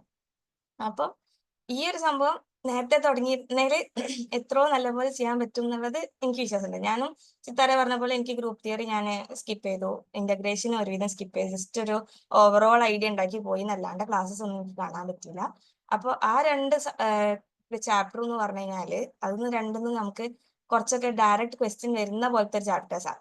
അപ്പൊ അത് രണ്ടും സ്കിപ്പ് ചെയ്തത് കുറച്ചൊരു എന്താ പറയാ ലൈക്ക് എന്റെ ഒരു പോർഷൻ ഓഫ് മാർക്സ് ആയിരുന്നു പറഞ്ഞുണ്ടാവാൻ നല്ല ചാൻസ് ഉണ്ട്. ജാമ് ഞാൻ 2025 പേപ്പർ ഇരുന്ന് അനലൈസ് ചെയ്തിട്ടൊന്നുമില്ല. അപ്പം ലൈക്ക് ആ ഒരു ഇത് വെച്ചിട്ട് ആ രണ്ട് ടോപ്പിക്സിന്റെ രീതി വെച്ചിട്ട് ലൈക്ക് അതിന് എനിക്ക് കുറെ, പക്ഷെ ഞാൻ പിന്നെ ലാസ്റ്റിലേക്ക് അത് പോട്ടെ, കാരണം പിന്നെ നമ്മൾ അതിലടിച്ച് ലൈക്ക് ടെൻഷൻ അടിച്ച കാര്യമില്ലാത്തതുകൊണ്ട് ഞാൻ അറിയുന്ന സംഭവം തന്നെ പിന്നെ ഇരുന്ന് നോക്കിക്കൊണ്ടിരുന്നു. പിന്നെ ഒരാൾ നോട്ട്സ് മെയിൻറ്റെയിൻ ചെയ്ത രീതി ചോദിച്ചു. ഞാൻ പറഞ്ഞത് ഞാൻ മെയിൻലി ലൈവ് സെഷൻസ് അധികം അറ്റൻഡ് ചെയ്യാറില്ല. അപ്പം ലൈവ് സെഷൻസ് അറ്റൻഡ് ചെയ്യാത്ത ഞാൻ റെക്കമെൻഡ് ചെയ്യില്ല, കാരണം അത് ഫുള്ള് നമുക്ക് പെൻഡിങ് ആവും. പക്ഷെ റെക്കോർഡഡ് കാണുമ്പോഴുള്ള ഒരു ഉപകാരം എന്താന്ന് പറഞ്ഞു കഴിഞ്ഞാൽ നമുക്ക് നമ്മളെ രീതിയിൽ നോട്ട് എഴുതാൻ പറ്റും. ഒരു പോയിന്റ് പോലും മിസ്സാവാതെ നമുക്ക് നോട്ട് എഴുതാൻ പറ്റും. അപ്പൊ ആ നോട്ട്സ് ഞാൻ ലൈക്ക് കംപ്ലീറ്റ് എല്ലാ ക്ലാസ്സിന്റെ നോട്ട്സ് ക്ലാസ് 1 ക്ലാസ് 2 എന്ന് പറഞ്ഞിട്ട് ഞാൻ എല്ലാത്തിന്റെയും പ്രോപ്പറായി മെയിൻറ്റെയിൻ ചെയ്തിട്ടുണ്ട്. സാർ അതിൽ എഴുതുന്നതായാലും സാർ ചില ഹിൻസ് പറഞ്ഞില്ലെങ്കിൽ സാർ തിങ്ക് ചെയ്യുന്ന രീതി പറയുന്നതായാലും ഞാൻ എന്റെ നോട്ടിൽ എഴുതി വെച്ചിട്ടുണ്ടാവും. അപ്പം അതിലൊരു യൂണിറ്റ് ടെസ്റ്റ് വരുമ്പോഴോ അല്ലെങ്കിൽ അതൊരു പ്രാക്ടീസ് ടെസ്റ്റ് എന്തെങ്കിലും വരുന്ന സമയത്ത് ആ നോട്ട് കംപ്ലീറ്റ് റിവൈസ് ചെയ്തിട്ട് ഞാൻ ആ ഒരു ടെസ്റ്റ് എടുക്കലുള്ളൂ. അപ്പൊ ഓരോ ടൈം റിവൈസ് ചെയ്യുമ്പോൾ എന്തെങ്കിലും ഇമ്പോർട്ടന്റ് ആയിട്ടുള്ള ടോപ്പിക് പോയിന്റ് ഉണ്ടെങ്കിൽ ഞാൻ അത് ഹൈലൈറ്റ് ചെയ്ത് വെക്കും. ലൈക്ക് ഫസ്റ്റ് നോട്ട് എഴുതുമ്പോൾ ഹൈലൈറ്റ് ചെയ്തിട്ടുണ്ടാവില്ല, പക്ഷെ പിന്നെ അത് ഇമ്പോർട്ടന്റ് ആയി തോന്നുമ്പോൾ ഹൈലൈറ്റ് ചെയ്യും.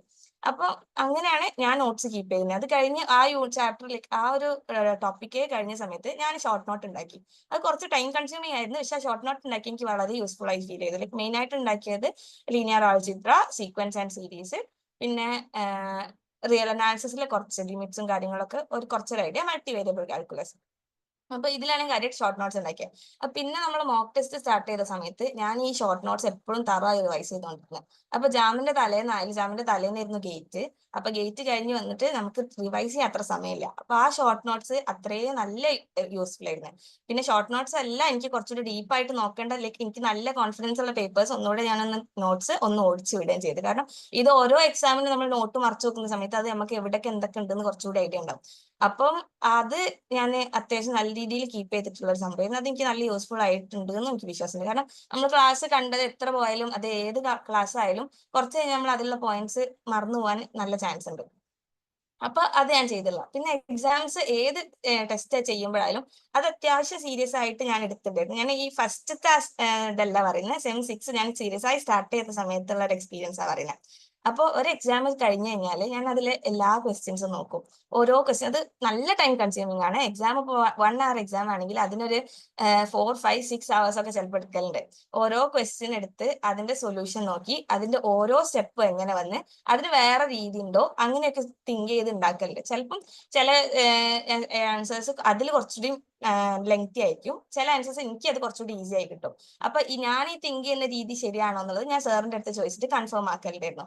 ബിക്കോസ് അതിപ്പോ നമ്മൾ ചിലപ്പോൾ ആൻസേഴ്സ് ചില സിറ്റുവേഷൻസിൽ ചില കണ്ടീഷൻസ് സാറ്റിസ്ഫൈ ആയത് നമുക്ക് ആൻസേഴ്സ് കിട്ടും. പക്ഷെ ആ തിങ്ക് ചെയ്യുന്ന രീതി ശരിയായാലല്ലേ എല്ലാ സിറ്റുവേഷൻസിലും ആൻസർ ശരിയാവുള്ളൂ. അപ്പൊ അതിന് വേണ്ടിയിട്ട് ഞാൻ ഇതൊന്ന് വെരിഫൈ ചെയ്യും സാറിന് ഇങ്ങനെ ചെയ്യുന്നത് ശരിയാണോ. അപ്പൊ അങ്ങനെ അനലൈസ് ചെയ്ത് ഓരോ ടെസ്റ്റ് അനലൈസ് ചെയ്ത് ഞാൻ പ്രോബ്ലം സോൾവ് ചെയ്ത് I M kind of lazy in that.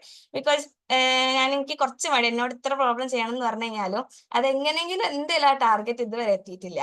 അപ്പം അതുകൊണ്ട് തന്നെ അതിലേറെ ലൈക്ക് അത് മടിയായത് ഒന്ന് റെഡിയാക്കി എടുക്കേണ്ടതാണ്. ഞാൻ ഇനി റിപ്പീറ്റ് ചെയ്യുകയാണെങ്കിൽ ഞാൻ ചെയ്യാൻ ചാൻസ് ലൈക്ക് കൂടുതൽ പ്രോബ്ലം സോൾവിങ് ഇൻവോൾവ് ആക്കിയിട്ട് കുറച്ചുകൂടിയും ഞാൻ ഓരോ ക്വസ്റ്റ്യൻ എടുക്കുന്ന ടൈം ഒന്ന് കുറയ്ക്കണം. പിന്നുള്ളത് ഈ ടെസ്റ്റ് എഴുതുമ്പോഴുള്ള അനാലിസിസ് എനിക്ക് അത്രയും യൂസ്ഫുൾ ആയി തോന്നിയിട്ടുണ്ട്. ബിക്കോസ് ഒരു ക്വസ്റ്റ്യൻ നമ്മൾ തറോ ആയി പഠിക്കുക എന്ന് പറയാം. ആ ക്വസ്റ്റ്യൻ പഠിക്കുന്ന സമയത്ത് അതിന് റിലേറ്റഡ് ആയിട്ടുള്ള എല്ലാ കാര്യങ്ങളും നമ്മൾ അതിന്റെ കൂടെ പഠിച്ചുകൊണ്ടിരിക്കുക. അപ്പൊ അത് എനിക്ക് ഭയങ്കര യൂസ്ഫുൾ ആയിട്ടുണ്ട്. അതെല്ലാവരും ഒന്ന് ഇംപ്ലിമെന്റ് ചെയ്താൽ നല്ലതായിരിക്കും. പിന്നെ ആദർശ് പറഞ്ഞ പോലെ നമ്മള് പഠിക്കുന്ന സമയത്ത് ലൈക്ക് കോളേജിൽ പഠിക്കുന്ന സമയത്ത് ഏതൊരു സാധനം ലൈക്ക് അതിലെ ജസ്റ്റ് ഇപ്പം നിങ്ങൾ സെക്കൻഡ് ഇയറോ ഫസ്റ്റ് ഇയർ ലൈക്ക് ഏത് ഇയർ ആണെങ്കിലും ഇനിയുള്ള പേപ്പേഴ്സ് ഉണ്ടല്ലോ, ആ പേപ്പേഴ്സ് പഠിക്കുമ്പോൾ നമ്മൾ ഒന്ന് ആ ഒരു തിയറി ലൈക്ക് ജസ്റ്റ് ആ സെമ്മിലെ മാർക്ക് എന്ന് ഫോക്കസ് ചെയ്യാണ്ട് ആ ടെക്സ്റ്റ് വെച്ചിട്ടോ എന്തെങ്കിലും വെച്ചിട്ട് അതിലെ തിയറി ഒന്ന് ആലോചിച്ച് ലൈക്ക് അതൊന്ന് മനസ്സിലാക്കി പഠിച്ചാൽ എത്രയോ നല്ലതായിരിക്കും. അത് നിങ്ങളെ എക്സാമിനും നല്ല യൂസ്ഫുൾ ആയിരിക്കും, ജാമിന് അത് നല്ല യൂസ്ഫുൾ ആയിരിക്കും. ബിക്കോസ് അത് നമ്മൾ തിയറി കോൺസെപ്റ്റ്സ് റെഡിയാക്കുക എന്നുള്ളതാണ് ഇതിലെ മെയിൻ പാർട്ട്. അപ്പം അത് കുറെയൊക്കെ അറിഞ്ഞു കഴിഞ്ഞാൽ പിന്നെ പ്രോബ്ലം സോൾവിങ് അതിന്റെ ഓട്ടോമാറ്റിക്കലി നമുക്ക് കുറച്ചുകൂടി ഈസി ആയിരുന്നു. നമുക്ക് ഇങ്ങനെ ആലോചിച്ച് കണക്ട് ചെയ്യാൻ പറ്റാൻ ചാൻസസ് കൂടുതൽ. അപ്പൊ ഇനി മുതൽ ഉള്ള പേപ്പേഴ്സ് ഇനി നിങ്ങൾ പ്രിപ്പയർ ചെയ്യുന്ന എക്സാമിന് ടെക്സ്റ്റ് വെച്ചിട്ടോ അല്ലെങ്കിൽ അതിലുള്ള തിയറം പ്രൂഫ് ജസ്റ്റ് അത് ബൈ ഹാർട്ട് പഠിക്കല്ലാണ്ട് അല്ലെങ്കിൽ ജസ്റ്റ് അതൊന്ന് എഴുതണം എന്നുള്ളൊരു ടാർഗറ്റ് വെക്കല്ലാണ്ട് അത് എന്തുകൊണ്ടാണ് അങ്ങനെ എന്നുള്ളതൊന്ന് രീതിയിൽ ഒന്ന് മനസ്സിലാക്കി പഠിച്ചു കഴിഞ്ഞാൽ അത് നിങ്ങൾക്ക് ജാമിന് നല്ല യൂസ്ഫുൾ ആയിരിക്കും. ജാമിന് യൂസ്ഫുൾ ആയിരിക്കും, സെം എക്സാമിന് യൂസ്ഫുൾ ആകും, മൊത്തത്തിൽ നിങ്ങളുടെ മാത്സ് കരിയറിൽ അത് യൂസ്ഫുൾ ആയിരിക്കും. സോ അത് നല്ലൊരു ടിപ്പായിരിക്കും. അതേപോലെ തന്നെ എക്സാംസ് കഴിഞ്ഞിട്ടുള്ള അനാലിസിസും നല്ലതായിരിക്കും. പിന്നെ അതേപോലെ തന്നെ നോട്ട്സ് കീപ്പ് ചെയ്യുന്നു. ഈ 3 കാര്യങ്ങളാണ് എനിക്ക് ഇതിന്റെ ഒരു ഇതെന്ന് പറയാനുള്ളത്. പിന്നെ ഉള്ളത് പെൻഡിങ് ആക്കി വെക്കാതിരിക്കുന്നതാണ് എത്രയോ നല്ലത്. ഞാൻ സെം 6 ഇത്രയും ഫോക്കസ് ചെയ്തിരുന്നപ്പം ലൈക്ക് ഇടയ്ക്ക് അത് കുറച്ച് പണിയായിരുന്നു എന്ന് പറഞ്ഞു കഴിഞ്ഞാൽ നമ്മള് കോളേജിലെ ലാസ്റ്റ് ടൈമാണ് ഈ ലൈക്ക് ഒരു സംഭവത്തിന് വേണ്ടി സ്പെൻഡ് ആക്കുന്നത്. ഇൻ കേസ് അത് കിട്ടിയില്ലെങ്കിലോ മൊത്തം റിഗ്രറ്റ് ആവൂലേ, അങ്ങനത്തെ ഒക്കെ തോട്ട്സ് ഇങ്ങനെ ഇടയ്ക്കിടയ്ക്ക് കയറി വരും. കാരണം നമ്മൾ കോളേജിൽ പോകുന്ന നേരെ വരുന്ന ഇതിനിരിക്കുന്നത്. അപ്പം ആ ഒരു സമയത്ത് നമുക്ക് അവിടെ കോളേജിൽ കുറച്ച് ടൈം സ്പെൻഡ് ചെയ്യാൻ അതൊന്നും കിട്ടണില്ല. അപ്പം നേരത്തെ തുടങ്ങിയിട്ടുണ്ടായിരുന്നതിൽ ആ ഒരു സംഭവം എത്രയോ കുറയ്ക്കായിരുന്നു. നമുക്ക് അത്ര സ്ട്രെസ് ഇല്ലാതെ ഒന്ന് ഇതാക്കിക്കൊണ്ടിരുന്നു. പിന്നെ ഉള്ള കാര്യം ഞാൻ എക്സാം എഴുതിയപ്പം എന്തോ ലൈക്ക് ഞാൻ MCQ സ്റ്റാർട്ട് ചെയ്തു. MCQ സ്റ്റാർട്ട് ചെയ്തപ്പോൾ എനിക്ക് 5ാമത്തെ ദിവസം 6ാമത്തെ ദിവസം എത്തിയപ്പോൾ എനിക്ക് എന്തോ കുറച്ച് ഹാർഡായി തോന്നി. അപ്പൊ ഞാൻ നേരെ ന്യൂമറിക്കലിലേക്ക് പോയി. ന്യൂമറിക്കലും MSQ ഞാൻ 2 hours ഉള്ളിൽ ഫിനിഷ് ചെയ്തു.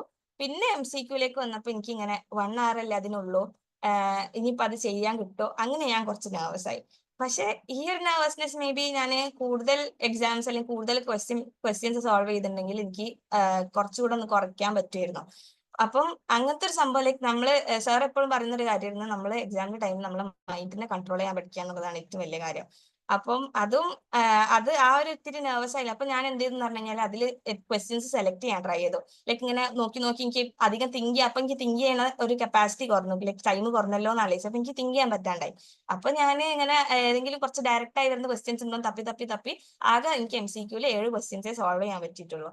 അപ്പം അവിടെ ലൈക്ക് അത് എനിക്ക് കുറച്ചുകൂടെ ചില ക്വസ്റ്റ്യൻസ് ഒക്കെ എനിക്ക് അറിയാം, എനിക്ക് തിങ്ക് ചെയ്താൽ കിട്ടും എന്നുള്ള അറിഞ്ഞ എനിക്ക് ആ സമയത്ത് എനിക്ക് തിങ്ക് ചെയ്യാൻ പറ്റുന്നില്ല. അപ്പൊ ഇതൊക്കെ കുറച്ചുകൂടെ പ്രോബ്ലം സോൾവ് ചെയ്ത് കഴിഞ്ഞാലും കുറച്ചുകൂടെ നമ്മൾ ടെസ്റ്റ് കൂടുതൽ എടുത്തു കഴിഞ്ഞാലും എന്തായാലും ഇമ്പ്രൂവ് ചെയ്യാൻ പറ്റിയ ഏരിയാസ് ആണ്. പിന്നുള്ളത് നിങ്ങൾ ഒരിക്കലും നിങ്ങൾക്ക് കിട്ടൂല എന്ന് വിചാരിക്കരുത്. ലൈക്ക് അത്ര ഹാർഡല്ല കിട്ടാൻ. ജസ്റ്റ് ആ ഒരു തിയറി കോൺസെപ്റ്റ്സ് ആയാലും നമ്മളെ ക്വസ്റ്റ്യൻസ് ഒക്കെ ഇങ്ങനെ ഈ ഒരു രീതിക്ക് പഠിച്ചാലും കിട്ടാവുന്നതേ ഉള്ളൂ. ഇൻ കേസ് നിങ്ങൾക്ക് കുറച്ച് ഹാർഡായി തോന്നുന്നെങ്കിൽ കുറച്ചുകൂടെ ടൈം സ്പെൻഡ് ചെയ്തിട്ട് കുറച്ചുകൂടെ ലൈക്ക് സാറിനോടാണെങ്കിലും ആരോടെങ്കിലും ഒക്കെ ഹെൽപ്പ് ചോദിച്ച് ലൈക്ക് അത് അല്ലെങ്കിൽ ഓരോരുത്തരായിട്ട് ഡിസ്കസ് ചെയ്ത് കഴിഞ്ഞാലൊക്കെ ഇത് ലൈക്ക് അത്ര ഞാൻ ശരിക്കും പറയുകയാണെങ്കിൽ അത്ര ഭയങ്കര ഹാർഡൊന്നല്ല. ഞാൻ ഈ സെം 6 പഠിച്ചിട്ട് സെം 6 കുറച്ച് കഷ്ടപ്പെട്ട് പഠിച്ചിട്ടുണ്ട്. ഇങ്ങനെ കിട്ടിയെങ്കിൽ നിങ്ങൾ ആദ്യം മുതലേ അത്യാവശ്യം ഹാർഡായി പഠിച്ച് ലൈക്ക് ഹാർഡ് വർക്ക് ചെയ്ത് കഴിഞ്ഞാൽ ഇത് അത്ര ടഫ് അല്ല ടാക്കിൾ ചെയ്യാൻ വേണ്ടിയിട്ട്. സോ ഒരിക്കലും കോൺഫിഡൻസ് കുറയ്ക്കരുത് പഠിക്കണം. എനിക്ക് ലാസ്റ്റ് ആ ജാനുവരിയിൽ നമ്മൾ മോക്ക് ടെസ്റ്റ് എടുത്തിരുന്ന സമയത്ത് എനിക്ക് ഡൗൺ ആവാൻ തുടങ്ങിയിട്ടായിരുന്നു, ലൈക്ക് ടെൻഷൻ കയറാൻ തുടങ്ങിയിട്ടായിരുന്നു, കിട്ടോ ഇല്ലേ. അപ്പോഴൊക്കെ സാർ പറഞ്ഞിട്ടുണ്ടായിരുന്നു അത് കിട്ടിലേക്ക് ഇപ്പൊ നിങ്ങൾ ഡൗൺ ആയിട്ട് ഇല്ല എന്ന് പറഞ്ഞിട്ട് ഒഴിവാക്കി, ഇത്രയും കാലത്തെ ഒരു എഫേർട്ട് അല്ലേ പോകുന്ന പറഞ്ഞിട്ട് അങ്ങനെയാണ് പിന്നെ ഇരുന്നത്. അപ്പൊ ഞാനിങ്ങനെ ആ കവർ ചെയ്യാത്ത ടോപ്പിക്സ് കവർ ചെയ്യണം എന്നൊക്കെ എന്റെ മൈൻഡിലുണ്ടായിരുന്നു. പക്ഷെ അതൊന്നും എനിക്ക് പറ്റിയില്ല. അപ്പൊ ഉള്ള ടോപ്പിക്സ് തന്നെ റെഡി ആക്കിയിട്ട് എങ്ങനെയോ ഒരു കോൺഫിഡൻസ് ഗ്യാദർ ചെയ്ത് പോവുക ചെയ്തത്. പക്ഷെ കോൺഫിഡൻസ് ഒഴിവാക്കേണ്ട ഒരു ആവശ്യമില്ല. ലൈക്ക് അത് അത്ര ഹാർഡ് അല്ല. എപ്പോഴും അത്യാവശ്യം കോൺഫിഡന്റ് ആയിട്ട് തന്നെ നിൽക്കണം. പറ്റും. നമുക്കിപ്പം മോക്ക് ടെസ്റ്റിൽ എനിക്ക് ഉണ്ടായിരുന്നത് എത്രയാ, ലൈക്ക് 29, 30 ആ ഒരു സ്കോറൊക്കെ വന്നിട്ടുണ്ടായിരുന്നു. അപ്പം അപ്പോഴൊക്കെ വല്ലാണ്ട് കിട്ടുന്നില്ലല്ലോ ആ ഒരു രീതിയിലേക്ക് വരും. നമ്മളിപ്പോ ആൻസേഴ്സ് ചെക്ക് ചെയ്ത് കഴിഞ്ഞാൽ നമുക്ക് അറിയുന്ന സാധനം കിട്ടാത്ത പോലെയൊക്കെ വരും. പക്ഷെ അതൊക്കെ ലൈക്ക് നമുക്ക് പിന്നെയും ടാക്കിൾ ചെയ്യാൻ പറ്റുന്നതേ ഉള്ളൂ. അപ്പൊ ആരും ആ ഒരു സ്കോർ കണ്ടിട്ടും ഡൗൺ ആയി പോകരുത്. അപ്പം ഇത്രയൊക്കെയാണ് എന്റെ പ്രിപ്പറേഷനെ കുറിച്ച് എനിക്ക് പറയാനുള്ളത്. Okay, thanks lot Isha. So Isha അതിൽ പറഞ്ഞ ഒരു കാര്യം മേ ബി ക്ലിയർ ആക്കിയാൽ നല്ലതായിരിക്കും. ഇഷ ഇത്രയും നല്ല മാർക്കും റാങ്കും കിട്ടി, 700 റേഞ്ചിലെ റാങ്ക് ഉണ്ട് എന്ന് പറഞ്ഞാൽ ലോവർ IITs അതല്ലെങ്കിൽ ടോപ്പ് NITs കിട്ടാനുള്ള എല്ലാ സാധ്യതയുണ്ട്. സ്റ്റിൽ ഇടയ്ക്ക് എവിടെയോ റിപ്പീറ്റ് എന്നുള്ളൊരു വേർഡ് പറഞ്ഞു. അപ്പൊ മേ ബി കേൾക്കുന്നവർ ചിന്തിക്കുന്നുണ്ടാവും എന്തുകൊണ്ട് എന്നുള്ളത്. സോ അതും കൂടെ ഒന്ന് ക്ലിയർ ആക്കിയാൽ നല്ലതായിരിക്കും. സോ ഞാന് മാത്സ് കുറച്ച് പാഷനേറ്റ് ആയിട്ടുള്ള ആളാണ്. ലൈക്ക് ചെറുപ്പം മുതലേ എനിക്ക് ഭയങ്കര ഇഷ്ടമാണ്. അങ്ങനെയാണ് ഞാനിങ്ങനെ BSc മാത്സിന് പോവാ. എന്തുകൊണ്ട് അധികം ആൾക്കാർ ഡിഗ്രി ചൂസ് ചെയ്യുന്നില്ല, ആ ഒരു ഇതിലാണ് ഞാൻ BSc മാത്സിന് കയറിയത്. BSc ഓണേഴ്സ് മാത്സ് ആണ്. അപ്പൊ അത് പഠിച്ച് ഞാൻ ലൈക്ക് 2-3 ക്യാമ്പ്സ് അറ്റൻഡ് ചെയ്തിട്ടുണ്ടായിരുന്നു, MTTS-ഉം അതേപോലെ ICTS വെച്ചിട്ടുള്ളതൊക്കെ. അപ്പൊ എനിക്ക് ഈ ഈ ലൈക്ക് പ്രീമിയർ ഇൻസ്റ്റിറ്റ്യൂട്ട്സിന്റെ ഇമ്പോർട്ടൻസും അവിടുത്തെ ഒരു എക്സ്പോഷറും ഒക്കെ അവിടുന്ന് എനിക്ക് മനസ്സിലായി. അപ്പൊ തുടങ്ങിയിട്ടുള്ളത് എനിക്ക് ഏതെങ്കിലും നല്ല സ്ഥലത്ത് പഠിക്കണം എന്നുള്ളൊരു ആഗ്രഹം. അപ്പോ എന്താണ് അങ്ങനെ വന്ന സമയത്താണ് ലൈക്ക് ജാം ഉണ്ടെന്ന് പറഞ്ഞ ജാമിന് ഇങ്ങനെ ഞാൻ സെക്കൻഡ് ഇയർ വെറുതെ എഴുതിയിട്ടുണ്ടായിരുന്നു. അത് ഭയങ്കര നല്ല ഫ്രീ ആയിട്ട്. ഇപ്പൊ ഫസ്റ്റ് ഇയേഴ്സ് ഇതിൽ ആരെങ്കിലും ഉണ്ടെങ്കിൽ സെക്കൻഡ് ഇയറിൽ അത് എഴുതുന്നത് നല്ലതായിരിക്കും. എന്ന് വെച്ചാൽ ആ ഒരു സമയത്തുള്ള ആ ഒരു നമ്മൾ എന്തൊക്കെ ചെയ്യുന്നത് അത് വേറെ തന്നെ ലൈക്ക് ഇപ്പൊ ആലോചിക്കുമ്പോൾ അത് ശരിക്കും കോമഡി ആയിരുന്നു. അപ്പം ഞാൻ സെക്കൻഡ് ഇയറിൽ വെറുതെ അതൊന്ന് അറ്റൻഡ് ചെയ്ത് നോക്കി. അങ്ങനെ അത് കഴിഞ്ഞ് തേർഡ് ഇയറിലാണ് സീരിയസ് ആയി നോക്കുന്നത്. അപ്പം എനിക്ക് NITs-ന് പുറമെ IIT കിട്ടാന് കുറച്ചധികം ആഗ്രഹമുണ്ട്. ഇപ്പം പറയുകയാണെങ്കിൽ ഞാൻ പറഞ്ഞ പോലെ ലൈക്ക് BSc മാത്സ് എന്തുകൊണ്ട് അധികം ആൾക്കാർ, ഡിഗ്രി എന്തുകൊണ്ട് അധികം ആൾക്കാർ പ്രൊമോട്ട് ചെയ്യുന്നില്ല എന്നുള്ളൊരു ക്വസ്റ്റ്യൻ എന്റെ മൈൻഡിലുള്ളതുകൊണ്ട് like I wanted to prove them wrong. Like എവിടെയെങ്കിലും നല്ല സ്ഥലത്ത് കിട്ടി ഇങ്ങനെയൊക്കെ ഇതിൽ ഓപ്ഷൻസ് ഉണ്ട് എന്നുള്ളത്. നമ്മളെ നാട്ടിൽ പൊതുവെ ഡിഗ്രി എന്ന് പറഞ്ഞാൽ കുറച്ചൊരു കുറഞ്ഞ ലെവലിലുള്ള പോലെയാണ് എല്ലാവരും കൺസിഡർ ചെയ്യല്. അപ്പൊ അതൊന്ന് മാറ്റി കൊടുക്കണം എന്നുള്ളത് എന്റെ മൈൻഡിൽ ഓൾറെഡി ഉള്ളൊരു കാര്യമാണ്. അപ്പം ലൈക്ക് NITs-നേക്കാളും IITs ഈ ഒരു സംഭവത്തിന് ഇന്റെ ഒരു ടാർഗറ്റിന് അത് നല്ല യൂസ്ഫുൾ ആയിരിക്കും തോന്നി. എനിക്ക് എവിടെയെങ്കിലും ഒരു കമ്പ്യൂട്ടർ മാത്സ് ബേസ്ഡ് എന്തെങ്കിലും ജോബ് ചെയ്യണം എന്ന് ആഗ്രഹമുണ്ട്. അപ്പം പ്ലേസ്മെന്റ് വേണമെങ്കിൽ പ്ലേസ്മെന്റ് രീതിയിൽ ആലോചിക്കാം, അതേപോലെ റിസർച്ച് വേണമെങ്കിൽ റിസർച്ച് രീതിയിൽ ആലോചിക്കാൻ നോക്കിയപ്പോൾ എനിക്ക് ഏറ്റവും ബെസ്റ്റ് ഓപ്ഷനായി ചൂസ് ചെയ്യാം. ലൈക്ക് എന്റെ മുന്നിലുള്ളത് എനിക്ക് IIT ആയിട്ട് തോന്നി. ISI CMI ഒക്കെ ഉണ്ട്, പക്ഷെ അത് കുറച്ചുകൂടി ഹാർഡാണ് ഇതാക്കാൻ വേണ്ടിയിട്ട്, സ്കോർ ചെയ്യാൻ വേണ്ടിയിട്ട്. അപ്പൊ ഞാനിങ്ങനെ IIT-നെ കുറിച്ചാണ് ലൈക്ക് എന്റെ പ്രയോറിറ്റി അയച്ചത്. ലൈക്ക് മറ്റത് ട്രൈ ചെയ്യും, അത് കിട്ടിയാൽ it's A like good opportunity. അതല്ല ഇപ്പൊ എനിക്ക് NIT-നേക്കാളും എത്രയോ ബെറ്റർ ആണ് എന്റെ ഒരു, ഞാൻ വിചാരിക്കുന്ന ഒരു പ്ലാനിന് IIT കുറച്ചുകൂടി സ്യൂട്ടബിൾ ആണെന്ന് ഫീൽ ചെയ്തു. അപ്പം അതും IIT ലൈക്ക് സൗത്തിൽ തന്നെ ലൈക്ക് മദ്രാസിൽ പഠിക്കണം എന്നാണ് എനിക്കൊരു ആഗ്രഹമുള്ളത്. അപ്പൊ അവിടെ കിട്ടണമെങ്കിൽ എന്തായാലും ലെസ് ദാൻ 200 റാങ്ക് വരണം. അപ്പം 700 വെച്ച് അവിടെ കിട്ടുക എന്ന് ഉറപ്പുള്ളത് കൊണ്ട് ലൈക്ക് ലെസ് ദാൻ 200 അല്ല, അതിലും കുറവ് വേണം. അപ്പൊ ആക്ച്വലി ഞാൻ കിട്ടുക ബൈ ദ വേ ഞാൻ എന്റെ എക്സ്പ്രഷൻ നോക്കണ്ട. ആക്ച്വലി ലൈക്ക് ലെസ് ദാൻ 200 എന്ന് പറഞ്ഞത് ജനറലിന്റെ കാര്യമാണ്.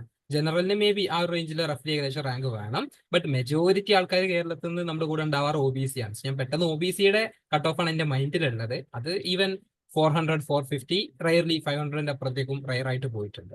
സോ അതാണ് ഞാൻ ആക്ച്വലി പെട്ടെന്ന് ഒരു ഇന്ററപ്റ്റ് ചെയ്യുന്ന ലെവലിലോട്ട് വന്നത്. ഓക്കെ, സോ ജനറൽ ആവുമ്പോൾ 200 ബിലോ റാങ്ക് വേണം. അപ്പം അതുകൊണ്ട് മാത്രമാണ് ഞാനിങ്ങനെ റിപ്പീറ്റ് ചെയ്താലോ എന്നുള്ള ഒരു ഓപ്ഷൻ മൈൻഡിൽ എത്തുന്നത്. അത് ഇപ്പൊന്നും തീരുമാനിച്ചിട്ടില്ല, പക്ഷെ NIT-നേക്കാളും ഐ ഹൈലി പ്രിഫർ IIT. അപ്പൊ അതിങ്ങനെ ട്രൈ ചെയ്താൽ കിട്ടും. ലൈക്ക് എന്ന് പറഞ്ഞു കഴിഞ്ഞാല് എനിക്ക് ഉറപ്പാണ് എന്റെ സ്കിൽസും നോളജും ഒക്കെ ഇമ്പ്രൂവ് ആവും എന്നുള്ളത്. ലൈക്ക് അതിൽ എനിക്ക് കോൺഫിഡൻസ് ഉണ്ട്. പക്ഷെ നമ്മൾ ആ 3 hours എങ്ങനെയാണ് ലൈക്ക് അതില് അപ്പൊ എന്തെങ്കിലും നമ്മൾ വിചാരിക്കാത്ത എന്തെങ്കിലും ആയി പോയാലോ എന്നുള്ളൊരു കൺസേൺ മാത്രമേ ഉള്ളൂ. അതുകൊണ്ട് മാത്രമാണ് ഞാൻ റിപ്പീറ്റ് ചെയ്യണത്, ഉറപ്പിക്കാത്തത്. പക്ഷെ അതൊന്നുമില്ല, എനിക്ക് എവിടെയോ ഒരു കോൺഫിഡൻസ് ഉണ്ട് എനിക്ക് അത് ലൈക്ക് എന്റെ ടാർഗറ്റിൽ എത്താൻ പറ്റും എന്നുള്ളത്. അതുകൊണ്ടാണ് ഞാൻ ഈ ഒരു റിപ്പീറ്റ് എന്നുള്ളൊരു സംഭവം മനസ്സിൽ കാണുന്നത്. Okay, thank you. ഇനി വേറെ ആർക്കെങ്കിലും എന്തെങ്കിലും ക്വസ്റ്റ്യൻസ് ഇവരോട് ആരോടെങ്കിലും ചോദിക്കാനുണ്ടെങ്കിൽ ചോദിക്കാം, എന്നോട് ചോദിക്കാനുണ്ടെങ്കിൽ ചോദിക്കാം. നന്ദൻ, ഇഷ, ചാറ്റിൽ ക്വസ്റ്റ്യൻ ഉണ്ട്.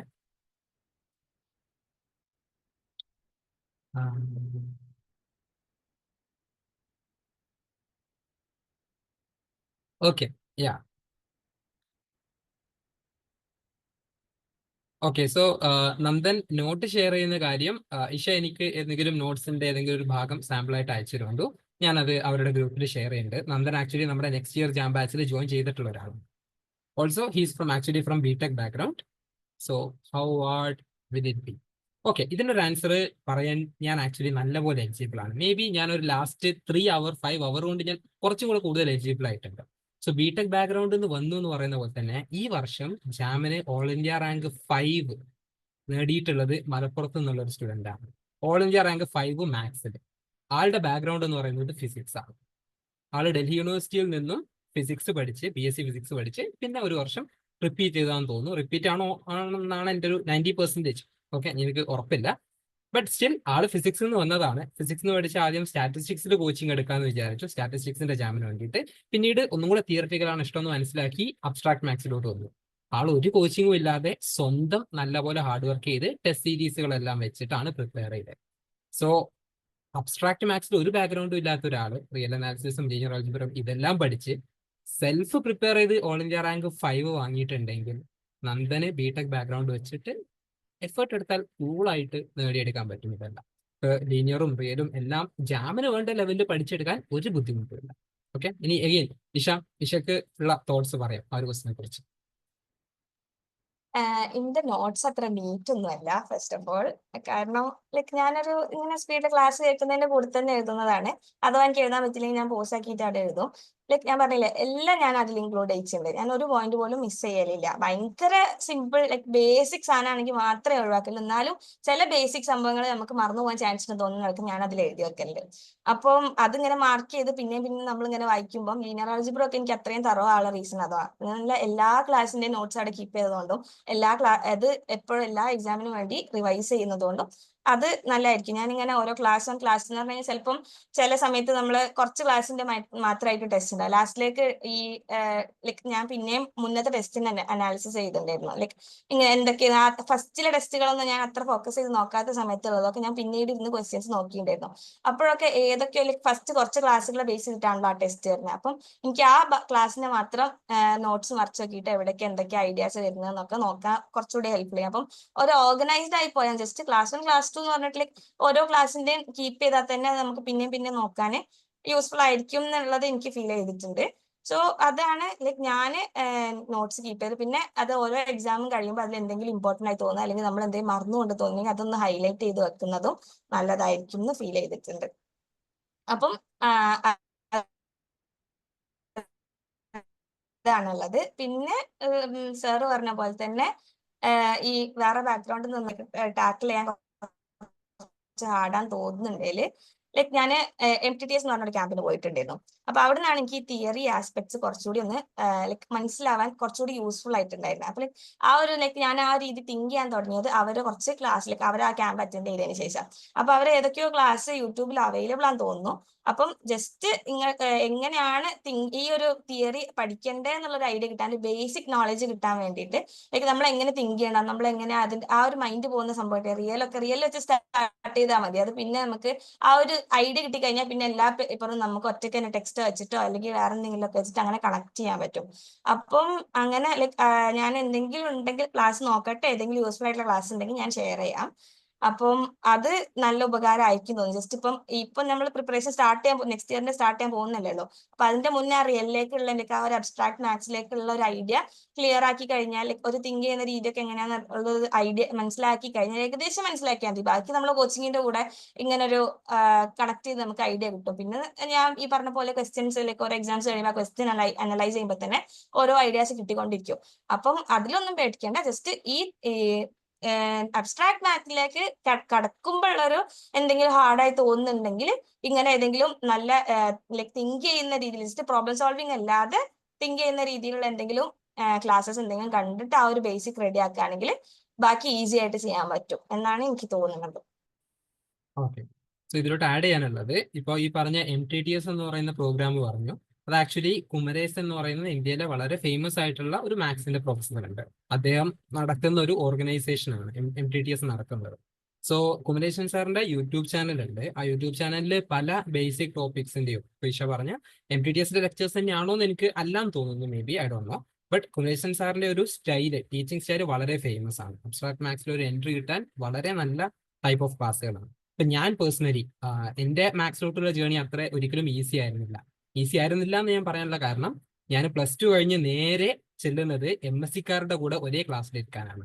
ഞാൻ BS ആണ് പഠിച്ചത് ആദ്യം, ബട്ട് IIT ബോംബെയിലെ BS എന്ന് പറയുന്നത് MSc-കാരുടെ കൂടെ സെയിം ക്ലാസ്സിലായിരുന്നതാണ്.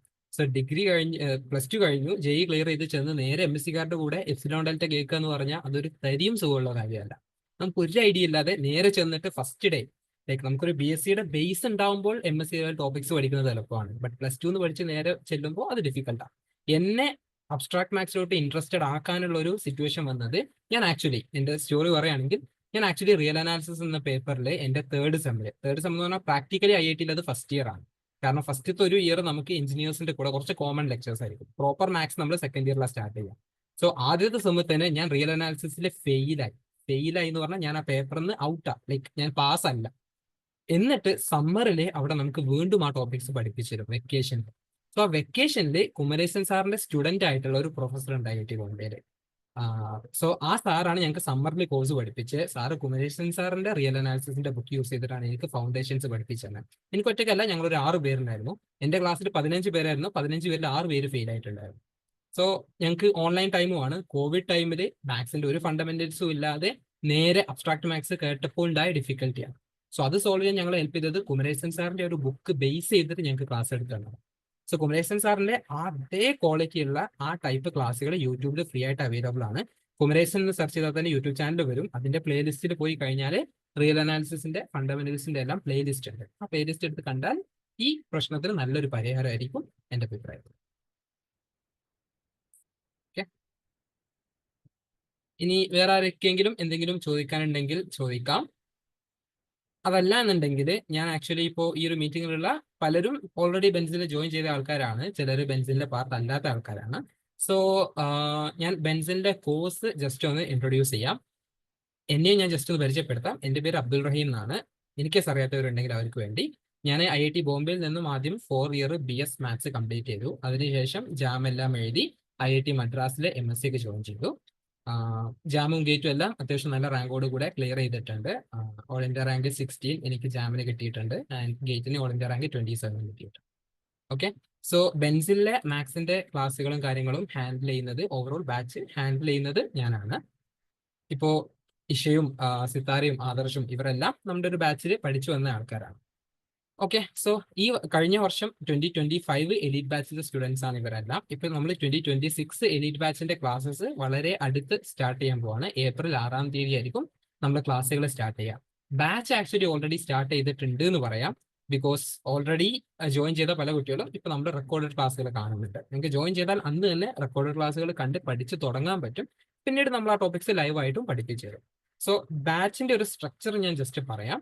സോ ബാച്ച് നമ്മൾ മെയിനായിട്ട് ലൈവ് സെഷൻസ് ഫോക്കസ് ചെയ്തിട്ട് നിങ്ങൾക്ക് പഠിപ്പിച്ചു തരിക എന്ന പ്ലാനിലാണ് സ്റ്റാർട്ട് ചെയ്യുന്നത്. സോ നമ്മളൊരു 80% സിലബസും നിങ്ങൾക്ക് ലൈവ് ക്ലാസ്സുകളിലൂടെ കവർ ചെയ്ത് തരും. ചില ചാപ്റ്റേഴ്സ് മാത്രം നമ്മൾ നിങ്ങൾക്ക് റെക്കോർഡഡ് ക്ലാസ്സുകളാണ് തരിക. റെക്കോർഡഡ് ക്ലാസ് തരിക എന്ന് പറയുമ്പോൾ തിയറി മാത്രം റെക്കോർഡഡ് ക്ലാസ്സിൽ, ആ തിയറി സെഷൻസിൽ കുറച്ച് പ്രോബ്ലം സോൾവിംഗ് ഉണ്ടാവും. ഇനി അതിന് കൂടുതൽ ഒരുപാട് പ്രോബ്ലം സോൾവിങ്ങിന് ഇമ്പോർട്ടൻസ് ഉള്ള ചില ചാപ്റ്റേഴ്സ് ആണ് അവ. അപ്പൊ ആ ചാപ്റ്റേഴ്സിന് കൂടുതൽ പ്രോബ്ലം സോൾവിംഗ് സെഷൻസ് നിങ്ങൾക്ക് ലൈവായിട്ട് സെപ്പറേറ്റ് തരാൻ വേണ്ടിയിട്ട് നമ്മൾ ചില സിറ്റുവേഷനിൽ നിങ്ങൾക്ക് കുറച്ച് റെക്കോർഡഡ് ക്ലാസ്സുകളും തരും. സോ ഒരു 90-80% സിലബസ് നമ്മൾ ലൈവിൽ കവർ ചെയ്യും. ഒരു 10-20% സിലബസ് നിങ്ങൾക്ക് റെക്കോർഡഡ് ആയിട്ട് കവർ ചെയ്യും. ബട്ട് ആ റെക്കോർഡഡ് ആയിട്ട് കവർ ചെയ്യുന്ന ടോപ്പിക്സിൽ ഒരുപാട് മച്ച് മോർ പ്രോബ്ലം സോൾവിംഗ് നിങ്ങൾക്ക് ലൈവായിട്ട് ചെയ്തു തരും. അൾട്ടിമേറ്റ്ലി പ്രോബ്ലം സോൾവിംഗ് കുറച്ചും കൂടെ കൂടുതൽ കിട്ടിയാൽ നല്ലതായിരുന്നു, കുറച്ചും കൂടെ യൂസ്ഫുൾ ആകുമെന്ന് പല സ്റ്റുഡൻസും പറഞ്ഞതുകൊണ്ട് നമ്മൾ ആ രൂപത്തിൽ പ്ലാൻ ചെയ്തതാണ്. ഓക്കെ, സോ ക്ലാസ്സുകൾ ഏപ്രിൽ 6-ന് സ്റ്റാർട്ട് ചെയ്യും. പിന്നെ റെക്കോർഡ് നിങ്ങൾക്ക് ഓരോ ദിവസവും നമ്മുടെ ക്ലാസിന്റെ ഷെഡ്യൂൾ എന്ന് പറയുന്നത് വീക്ക്ലി സൺഡേ ഒഴികെ എല്ലാ ദിവസവും രാത്രി 1 hour വെച്ചിട്ട് ക്ലാസ് ഉണ്ടാവും. കറന്റ് നമ്മൾ ഫോളോ ചെയ്യാൻ പ്ലാൻ ചെയ്യുന്ന ടൈം എന്ന് പറയുന്നത് രാത്രി 8:15 മുതൽ 9:15 വരെ എന്നുള്ള സമയമാണ്. സമയം മേ ബി കുട്ടികളുടെ കൺവീനിയൻസിനനുസരിച്ചിട്ട് നമ്മൾ പിന്നീട് ചേഞ്ച് ചെയ്തേക്കാം. ബട്ട് ചേഞ്ച് ചെയ്താലും രാത്രി 7-നും 10-നും ഇടയിലുള്ള ഒരു 1 hour സെഷൻ ആയിരിക്കും ഉണ്ടാവുക.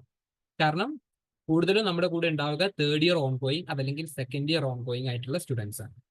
സോ അവർക്ക് സ്യൂട്ടബിൾ ആകുന്ന രൂപത്തിലാണ് നമ്മൾ ക്ലാസിന്റെ ഷെഡ്യൂൾ പ്ലാൻ ചെയ്യുക. ദെൻ ലൈവ് സെഷൻ എന്തെങ്കിലും കാരണവശാൽ നിങ്ങൾ മിസ് ചെയ്ത് കഴിഞ്ഞാൽ നിങ്ങൾക്ക് അതിന്റെ റെക്കോർഡിങ് തൊട്ടടുത്ത ദിവസം നമ്മുടെ ആപ്പിൽ കാണാൻ പറ്റും.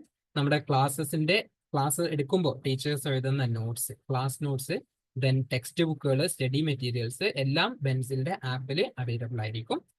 ദെൻ നമ്മൾ കഴിഞ്ഞ വർഷം ഓൾമോസ്റ്റ് എവറി 2 വീക്സ് ഒരു എക്സാം നടത്തുക എന്നുള്ള രൂപത്തിലായിരുന്നു ഓൺ ആൻ ആവറേജ് നടത്താറുള്ളത്. ബട്ട് ഈ വർഷം നമ്മൾ അതിന്റെ ഫ്രീക്വൻസി ഇനിയും കൂട്ടണം എന്ന് വിചാരിക്കുന്നു. സോ റഫ്ലി എവറി വീക്ക് എല്ലാ ആഴ്ചയും സൺഡേസിൽ നിങ്ങൾക്ക് എക്സാം ഉണ്ടാവും. മൺഡേ ടു സാറ്റർഡേ ക്ലാസ് ഉണ്ടാവും. ഈ ഒരു രൂപത്തിലാണ് നമ്മൾ കോഴ്സ് പ്ലാൻ ചെയ്തിട്ടുള്ളത്. ദെൻ നിങ്ങൾക്ക് ഡൗട്ടുകൾ ക്ലിയർ ചെയ്യാൻ നിങ്ങൾക്ക് വാട്സപ്പിൽ നമ്മളെ ഏത് സമയത്തും കോൺടാക്ട് ചെയ്യാം. അത്യാവശ്യം കഴിയുന്നത്രയും പെട്ടെന്ന് തന്നെ നമ്മൾ നിങ്ങൾക്ക് ഡൗട്ടുകളെല്ലാം വാട്സപ്പിൽ ക്ലിയർ ചെയ്ത് തരും. ഇപ്പോൾ സെക്കൻഡ് ഇയർ പഠിച്ചുകൊണ്ടിരിക്കുന്ന കുട്ടികളാണ്, അല്ലെങ്കിൽ ഫസ്റ്റ് ഇയർ പഠിച്ചുകൊണ്ടിരിക്കുന്ന കുട്ടികളാണെങ്കിൽ നിങ്ങളുടെ കോളേജിൽ നിങ്ങളുടെ സീനിയേഴ്സിനോട് ചോദിച്ചു കഴിഞ്ഞാൽ ഒരുവിധം എല്ലാ കോളേജിൽ നിന്നും ആരെങ്കിലൊക്കെ ആയിട്ട് നമ്മുടെ ബാച്ചിൽ പഠിച്ചവരുണ്ടാവാൻ സാധ്യതയുണ്ട്. അപ്പോൾ ബെൻസിലിന്റെ ക്ലാസ്സിന്റെ ക്വാളിറ്റി ആയാലും നമ്മുടെ മെന്റർഷിപ്പിന്റെ ക്വാളിറ്റി ആയാലും അവരോട് ചോദിച്ചാൽ നിങ്ങൾക്ക് കറക്റ്റ് അറിയാൻ പറ്റും. ഇനി അതൊന്നും അല്ലെങ്കിൽ നമ്മുടെ റിസൾട്ടുകൾ തന്നെ അതിന് ഉള്ള ഒരു ടെസ്റ്റമെന്റ് ആണ്, അതിനുള്ള ഒരു പ്രൂഫാണ്. സോ നിങ്ങൾക്ക് അത് തന്നെ വിശ്വസിച്ച് ധൈര്യമായിട്ട് ജോയിൻ ചെയ്യാം. ഓക്കെ.